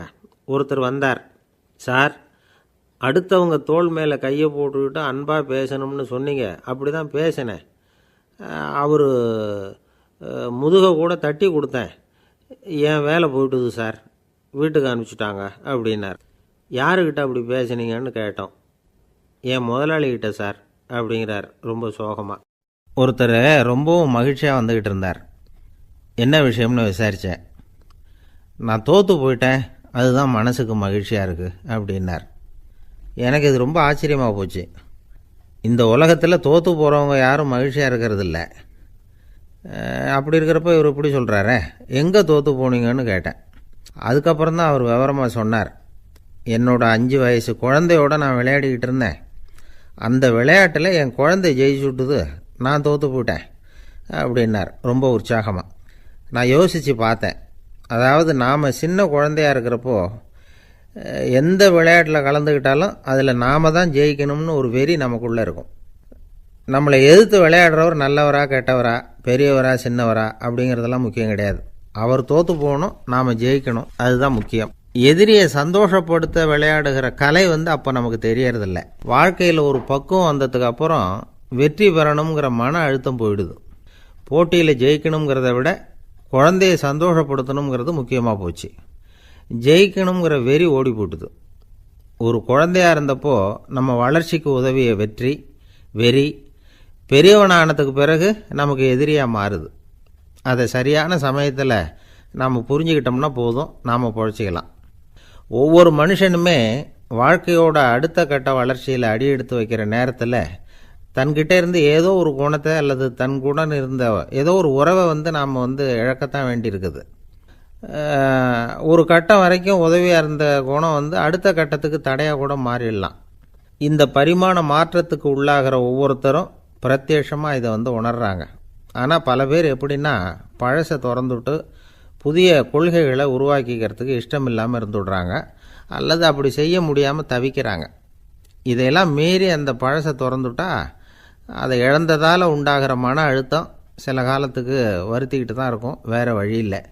ஆரோக்கியமான ஒரு முன்னேற்றத்துக்காக அந்த மன அழுத்தத்தை தாங்கிக்கத்தான் வேணும் அப்படிங்கிறாரு அந்த உலக புகழ்பெற்ற மேதை ஒருத்தர், இந்த ஸ்காட் பெக் அப்படிங்கிறவர். பிறந்த நாள் முதல் இதுதான் சரி அப்படின்னு கற்பிக்கப்பட்டு வந்த ஒவ்வொரு தத்துவத்தையும் தங்களுடைய வளர்ச்சிக்கு தகுந்த மாதிரி மாற்றி அர்த்தப்படுத்தி கொள்ள முடியாமல் வாழ்க்கை சூழலில் அப்படியே அரைப்பட்டு தூளாகிறவர்கள் தான் ரொம்ப தவிக்கிறாங்களாம். இதுதான் அவருடைய கருத்து. பெரும்பாலும் மனிதர்களுடைய நடுத்தர வயசில், அதாவது 30 தாண்டுகிற சமயத்தில் தான் இந்த தவிப்பு உண்டாகுதான். இதை தான் மேற்கத்திய நாடுகளில் அடிக்கடி மிட் லைஃப் கிரைசிஸ் அப்படின்னு சொல்கிறாங்க. அப்பப்போ பழசையெல்லாம் தொலைச்சி விட்டு புதுசாக பிறக்கிறதுக்கு கற்றுக்கணும். ஒவ்வொரு நிமிஷத்தையும் அந்த நிமிஷத்துக்கு ஏற்ற சித்தாந்தம் கொண்டவர்களாக சந்திப்போம் அப்படிங்கிறார் அந்த உளவியல் நிபுணர். இப்படி பழகிக்கிட்டால் வாழ்க்கை இன்பமயம், இல்லைன்னா தவிப்பு மயம்தான். பழசை தொலைக்க முடியாதவர்களில் எத்தனையோ பேர் உண்டு, எத்தனையோ ரகம் உண்டு. அதில் வேடிக்கையான நண்பர்களும் உண்டு. ஒருத்தர் நண்பர் வீட்டுக்கு போனார். அவர் ஏதோ இனிப்பு பலகாரம் கொடுத்து சாப்பிட சொல்லியிருக்கிறாங்க அவங்க வீட்டில். இவர் சாப்பிட்டு பார்த்துட்டு சொன்னாராம், சார் 6 மாதத்துக்கு முன்னாடி ஒரு தடவை இங்கே வந்தேன், அப்போது ஒரு இனிப்பு பலகாரம் கொடுத்தீங்க, அது இதை விட நல்லா இருந்தது சார் அப்படின்னாராம். அப்போ செஞ்ச அதே இனிப்பு பலகாரம் தான் சார் இதுவும் அப்படின்னாராம் அவர். ஏங்க எங்கே போயிட்டு வரீங்க அப்படின்னு கேட்டேன், எனக்கு வேண்டப்பட்ட ஒருத்தரை பார்த்து. ஆஸ்பத்திரிக்குன்னார். எந்த ஆஸ்பத்திரிக்குன்னே? மாட்டு ஆஸ்பத்திரிக்குன்னார். என்ன விஷயம்னே? மாமனாருக்கு உடம்பு சரியில்லை, அதுதான் மாட்டு ஆஸ்பத்திரிக்கு போயிட்டு வரேன்னார். அட பாவி, அதுக்கு அந்த ஆஸ்பத்திரிக்காக போவாங்க அப்படின்னு ஆச்சரியமா. அட அது இல்லைப்பா, முதல்ல எங்கள் குடும்ப டாக்டர் தான் தேடிக்கிட்டு போனேன். அவர் அந்த நேரத்தில் அவர் வளர்க்குற நாய்க்குட்டிக்கு உடம்பு சரியில்லைன்னு சொல்லி அதை தூக்கிக்கிட்டு மாட்டு ஆஸ்பத்திரிக்கு போயிட்டாராம் சொன்னாங்க. அதனால் அங்கே போய் அவரை சந்தித்து விஷயத்தை சொல்லிவிட்டு வர்றேன்னார். அப்புறம் தான் எனக்கு கொஞ்சம் நிம்மதியாக இருந்தது. பொதுவாக நமக்கு தெரிஞ்ச வரையில் டாக்டர்கள் 2 வகை. நமக்கு வைத்தியம் பண்ணுற டாக்டர்கள் ஒரு வகை, நம்மக்கிட்ட இருக்கிற ஆடு மாடு கோழிக்கு வைத்தியம் பண்ணுற டாக்டர்கள் ஒரு வகை. இப்போ தான் எனக்கு தெரியும் இன்னொரு வகையான டாக்டர்களும் உண்டுங்கிறது. அது யாருன்னா பூச்சிகளுக்கு வைத்தியம் பண்ணுற டாக்டர்கள், அதாவது பூச்சி டாக்டர்கள். வெளிநாடுகளில் அப்படிலாம் கூட சில பேர் இருக்கிறாங்க. பிரிட்டனில் யார்க்ஷயர் வட்டாரத்தில் ராதர்ஹாம் அப்படின்னு ஒரு ஊர்.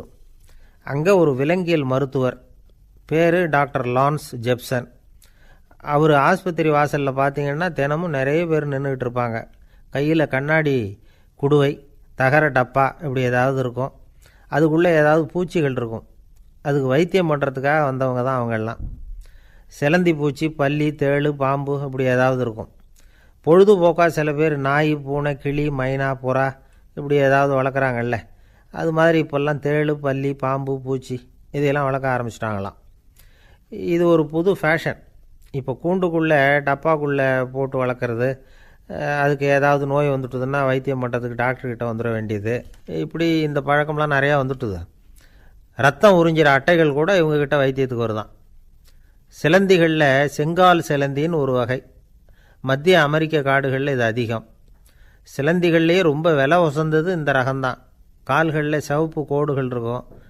இந்த இனம் இப்போ குறைஞ்சிக்கிட்டே வர்றதுனால சர்வதேச விதிகளின்படி இவற்றின் ஏற்றுமதி இறக்குமதிக்கு தடை விதிக்கப்பட்டிருக்குது.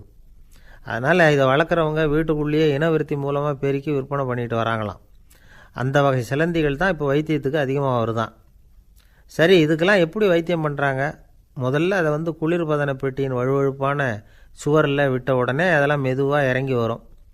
அப்போ அதன் நோயை கண்டுபிடிக்கிறது சுலபம்.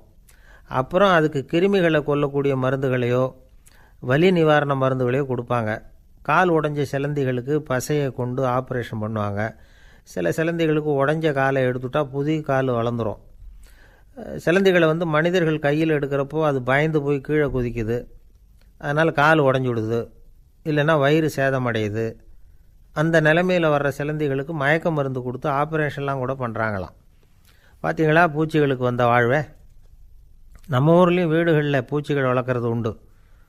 ஒருத்தர் வந்தார், எனக்கு 3000 கரப்பாம்பூச்சி அவசரமாக தேவைப்படுது, எங்கே கிடைக்கும்னு கேட்டார். கரப்பாம்பூச்சியா? அது என்னத்துக்குன்னு கேட்டோம். அது வேறு ஒன்றும் இல்லை, நான் குடியிருக்கிற வாடகை வீட்டை காலி பண்ண போகிறேன். வீட்டு சொந்தக்காரர் என்ன சொல்கிறாருன்னா, இந்த வீட்டுக்கு நான் குடி வந்தப்போ எப்படி இருந்ததோ அதே நிலைமையில் விட்டுட்டு போகணும்னு வீட்டுக்காரர் சொல்லியிருக்கிறார், அதனால தான் கேட்டேன் அப்படின்னார். ஒரு நண்பர் இருக்கார், எப்போ பார்த்தாலும் கையில் ஒரு புத்தகம் இருக்கும். புத்தகம் இல்லாமல் எங்கேயும் புறப்பட மாட்டார். எதுக்காக இப்படி எடுத்துகிட்டு போகிறீங்க அப்படின்னு கேட்டால், எனக்கு இது ஒரு நல்ல நண்பன் மாதிரி, இந்த காலத்தில் எங்கே போனாலும் காத்திருக்க வேண்டியிருக்கு, அது மாதிரி சமயத்தில் நான் நண்பன் கூட பேசிக்கிட்டு இருப்பேன் அப்படிம்பாரான். ஒருத்தர் ஒரு பெரிய அரச பதவியில் இருந்தார். அவர் பதவியிலேருந்து இறங்க வேண்டிய சூழ்நிலை. அரசு கொடுத்துருந்த வீட்டை விட்டுட்டு வெளியில் வர்றார். வரும்பொழுது 2 கையிலையும் 2 பெட்டியை எடுத்துகிட்டு வந்தாராம். சார், உங்களுடைய உடைமைகள் அப்படின்னு கேட்குறாங்க அங்கே இருந்த ஊழியர்கள். இவர் தன்னுடைய கையில் இருக்கிற பெட்டியை காட்டி, இதுதான் என்னுடைய சொத்து அப்படின்னாராம். ஒரு பெட்டியில் அவருடைய உடைகள், இன்னொரு பெட்டியில் அவர் விரும்பி படிக்கிற புத்தகங்கள், அவ்வளோதான். இதுதான் இருந்துதான். புத்தகம் படிக்கிறது மனசுக்கு நல்லதுங்கிறது நமக்கு தெரியும். புத்தக வாசிப்பு உடம்புக்கும் நல்லதுங்கிறாங்க. அது நமக்கு ஆச்சரியமாக தான் இருக்குது.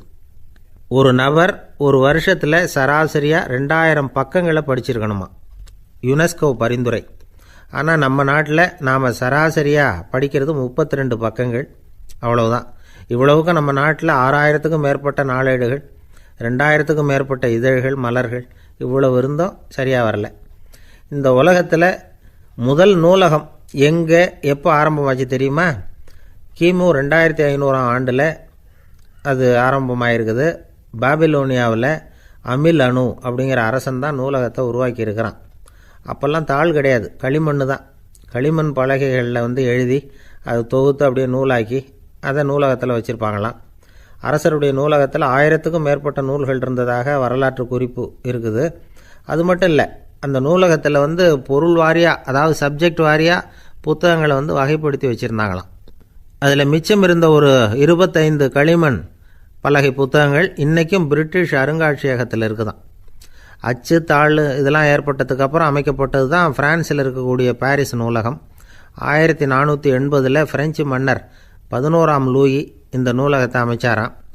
ஆனால் அப்போல்லாம் அரசர்கள் மட்டும்தான் நூலகத்தை பயன்படுத்த முடியுமா. அதுக்கப்புறம் 17ஆம் நூற்றாண்டில் இந்த முறை மாறி பொதுமக்கள் அங்கே போகலாம், படிக்கலாம் அப்படிங்கிற நிலைமை தான். போட்லியன் நூலகம் அப்படின்னு அதுக்கு பேர், பாரிஸ் நகரத்தில் இருக்குது. அங்கே தான் நூல்களின் பட்டியல் தயாரிப்பு பணி ஆரம்பமாச்சு. கல்வி வளர்ச்சியையும் நூலகத்தையும் இணைச்சவர் நெப்போலியன் போனபார்ட். முன்பணம் செலுத்தி புத்தகத்தை படிக்கிற முறையையும் அவர் தான் கொண்டுகிட்டு வந்தாராம். மக்கள்கிட்ட வசூலிக்கிற வரியின் ஒரு பகுதியை நூலகத்துக்கு பயன்படுத்தினவரும் அவர் தானா. நெப்போலியன் நூலகத்தில் உலகத்தில் உள்ள எல்லா மொழி நூல்களும் இருக்குதான். அங்கே ஒரு தமிழ் நூலும் இருந்திருக்குது. அது என்னென்னா கம்பராமாயணம்.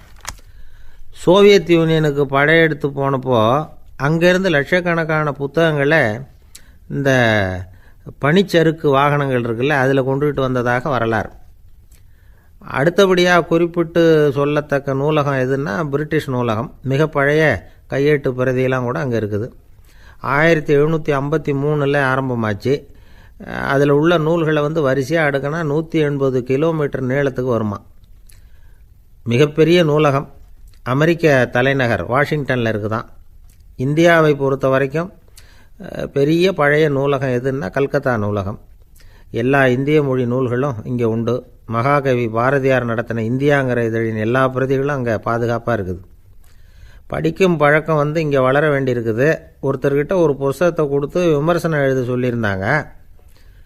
கொஞ்ச நாள் கழித்து அவரை போய் பார்த்து, என்னங்க புஸ்தகத்தை படித்து பார்த்தீங்களா அப்படின்னு கேட்டாங்களாம். இதுக்கு அவர் சொல்லியிருக்கிறார், இன்னும் நான் படித்து பார்க்கலிங்க, இப்போ தானே விமர்சனமே எழுதி முடிச்சிருக்கிறேன், இனிமே தான் படிக்கணும் அப்படின்னாராம். ஒரு தந்தை தன்னோட பிள்ளைய ரொம்ப தைரியசாலியாக வளர்க்கணும்னு ஆசைப்பட்டார். அதுக்காக அவனை கூப்பிட்டு உட்கார வச்சு இப்படி உபதேசம் பண்ணார். இதை பாருப்பா, நான் உன்னாட்டம் இருக்கிறப்போலாம் எதுக்கும் பயப்பட மாட்டேன், ரொம்ப துணிச்சலாக இருப்பேன். ஒரு நாள் ஒரு அப்பாவி எலியை ஒரு பூனை துரத்திட்டு ஓடிச்சு. நான் உடனே என்ன செஞ்சேன் தெரியுமா? அந்த பூனையை பிடிச்சேன், அது வாலில் ஒரு பட்டாசு சரத்தை கட்டினேன், கொளுத்தி விட்டேன், படபடன்னு வெடிக்க ஆரம்பிச்சுட்டுது. அது துள்ளிக்கிட்டு அங்கேயும் இங்கேயும் ஓடி இருக்கு பாரு ஓட்டம், ரொம்ப தமாஷு அப்படின்னார் அப்பா. இப்படி சொல்லிவிட்டு பையனை பார்த்து, இதை கேட்குறதுக்கு உனக்கும் துணிச்சல் வருதா, நான் என்னுடைய செயலை நீ கேட்குறப்போ உனக்கு துணிச்சல் வருதா அப்படின்னு கேட்டார். வருதுன்னா பையன். எப்படின்னா அப்படிங்கிற விவரத்தையும் சொன்னான் அவன். அதாவது எலியை விரட்டினத்துக்காக பூனை வாலில் பட்டாசு கொளுத்துனீங்க நீங்கள், பூனையை விரட்டினத்துக்காக உங்கள் கழுத்தில் பட்டாசு சரத்தை மாட்டினா என்னென்னு தோணுது எனக்கு அப்படின்னு நான் பையன். பையனோட துணிச்சல் அப்பாவே நடுங்க வச்சுட்டுது. அது சரி, ஒரு அப்பா பிள்ளைக்கு இப்படியா உபதேசம் பண்ணுறது? எல்லாருக்கிட்டையும் அன்பாக பழகிறது எப்படி அப்படின்னு சொல்லி கொடுக்கணும். பிஞ்சு உள்ளங்களில் நஞ்சை தூவலாமா? ஒரு நாள் விநாயகர் ஒரு பூனையோடு விளையாடிக்கிட்டு இருந்தாராம். அப்படி ஆசையாக விளையாடிக்கிட்டு இருந்தப்போ அவரோட கை நகம் தவறுதெல்லாம் பூனையோட முகத்தில் பட்டுட்டு தான். அது ஒரு சின்ன கீரெல்லாம் உண்டாகி விட்டுது. அப்பா அவர் அதை ஒரு பெருசாக நினைக்கல. கொஞ்ச நேரத்துக்கு அப்புறம் விநாயகர் வீட்டுக்கு வந்தார். அவங்க அம்மா பார்வதி தேவியை பார்த்தார். பார்வதி தேவி கன்னத்தில் விரலால் கீறினது மாதிரி ஒரு அடையாளம் இருந்தது. விநாயகருக்கு அதிர்ச்சி, ஆச்சரியம். நம்ம அம்மா இந்த உலகத்துக்கே தாயார், அப்பேற்பட்ட அவங்க முகத்திலேயே கீறலை உண்டாக்கக்கூடியவங்க யாராக இருக்க முடியும் அப்படின்னு யோசனை பண்ணார். தாயே, உன்னுடைய கன்னத்தில் இந்த வடு எப்படிம்மா ஏற்பட்டதுன்னு கேட்டார். குழந்தாய், இது நீ செஞ்ச காரியம்தான்ப்பா, உன்னுடைய கை நகம் கீறினதுனால ஏற்பட்ட வடு தான் இது அப்படின்னாங்க அவங்க. விநாயகர் திடுக்கிட்டு போட்டார். எப்படிம்மா அது? நான் எந்த காலத்துலேயும் ஒன்று அப்படி கீறினதாக எனக்கு நினைவு இல்லையே அப்படின்னார்.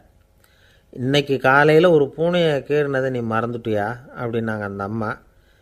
விநாயகர் திகைச்சு போய் நின்னார். பார்வதி தேவி சொன்னாங்க, இதை பார்ப்பா, இந்த உலகத்தில் இருக்கக்கூடிய எல்லா உயிர்கள்லேயும் நான் இருக்கிறேன். நான் தான் இந்த உலகமாக ஆகியிருக்கிறேன். ஆகையினால நீ யாரை துன்புறுத்தினாலும் அது உண்மையிலேயே என்ன துன்புறுத்தினதாக தான் வந்து முடியும் அப்படின்னாங்க. விநாயகர் மனசுக்குள்ளே ஒரு வெளிச்சம் ஏற்பட்டு தான். அதுக்கப்புறம் அவர் யாரையுமே கல்யாணம் பண்ணிக்காததுக்கு அதுதான் காரணமாக. இந்த உலகத்தில் எல்லாரையும், இங்கே இருக்கிற எல்லாத்தையும் தாயின் வடிவமாக அவர் பார்க்க ஆரம்பிச்சிட்டாராம். குருதேவர் ராமகிருஷ்ணர் இந்த கதையை எடுத்து சொல்லியிருக்கிறார். நபிகள் நாயகம் ஒரு தடவை ஒரு நாற்காலியில் உட்காந்து என்னமோ யோசனை பண்ணிகிட்டு இருந்திருக்கிறார். அப்போ அவரோட உடையில் ஒரு கீழ்ப்பகுதி தரையில் படிஞ்சு கிடந்திருக்குது. அங்கே விளையாடிக்கிட்டு இருந்த ஒரு பூனை அது மேலே வந்து படுத்து தூங்கி போச்சு. தொழுகை செய்ய வேண்டிய நேரம் வந்துட்டது. நபிகள் நாயகம் எழுந்திருக்க பார்த்தார். அப்போ தான் பூனை தன்னோட உடை மேலே படுத்து தூங்கிட்டு இருக்கிறது கண்ணில் படுது. பூனையோட தூக்கத்தை கலைக்க விரும்பல அவர். தன்னுடைய சகோதரியை கூப்பிட்டார். ஒரு கத்திரிக்கோல் எடுத்துகிட்டு வர சொன்னார். பூனை படுத்திருந்த உடைப்பகுதி மட்டும் இருக்குல்ல, அதை மட்டும் அதோட கத்திரிச்சு விட்டுட்டு அதுக்கப்புறம் அவர் எழுந்திரிச்சு தொழுகைக்கு போனாராம். அதாவது பிற உயிர்கள்கிட்ட எப்படி அன்பு காட்டணுங்கிறத பெரியவங்க எவ்வளவோ விதத்தில் நமக்கு எடுத்து காட்டியிருக்கிறாங்க. இருந்தாலும் எத்தனை பேர் மனசில் அதெல்லாம் உரைச்சிருக்குது. நாமளும் நம்ம ட்ரெஸ்ஸு மேலே ஒரு பூனை படுத்திருந்தா ஒரு கத்திரிக்கோலை தான் தேடுவோம், எடுத்துக்கிட்டு வர சொல்லுவோம். துணியை வெட்டுறதுக்கு பதிலாக இல்லை அதோட வாழை வெட்டினா என்ன அப்படின்னு தோணும். ஒரு ஆள் ரொம்ப பிரியமாக ஒரு பூனையை ஆற்றுல குளிப்பாட்டிக்கிட்டு இருந்தானா. எப்படி? அந்த பூனையை ஆற்று தண்ணியில் அமுக்கி அமுக்கி குளிப்பாட்டிக்கிட்டு இருக்கிறான். அந்த வழியாக போன பெரியவர் ஒருத்தர் இதை பார்த்தார். இதை பார்ப்பா, பூனையை அது மாதிரி ஆற்று தண்ணியில் அமுக்கி குளிப்பாட்டாத, மூச்சு திணறி செத்து போடும் அப்படின்னு அட்வைஸ் பண்ணார். நீ போய் அவன் வேலையை பார்த்துக்கிட்டு, எனக்கு எல்லாம் தெரியும்னா இவன். சரின்னு அவர் போயிட்டார். கொஞ்ச நேரம் கழித்து அவரே அந்த வழியாக திரும்பி வந்துக்கிட்டு இருந்தார். ஆற்றுல பூனையை குளிப்பாட்டிக்கிட்டு இருந்தவன் அழுதுகிட்டு உட்காந்துருக்கிறான். பக்கத்தில் அந்த பூனை செத்து கிடக்குது. இதை பார்த்தார் பெரியவர். நான் தான் அப்போவே சொன்னேனே அந்த பூனையை ஆற்றுல நினைக்காதேன்னு. அதை கேட்டிருந்தா இப்படி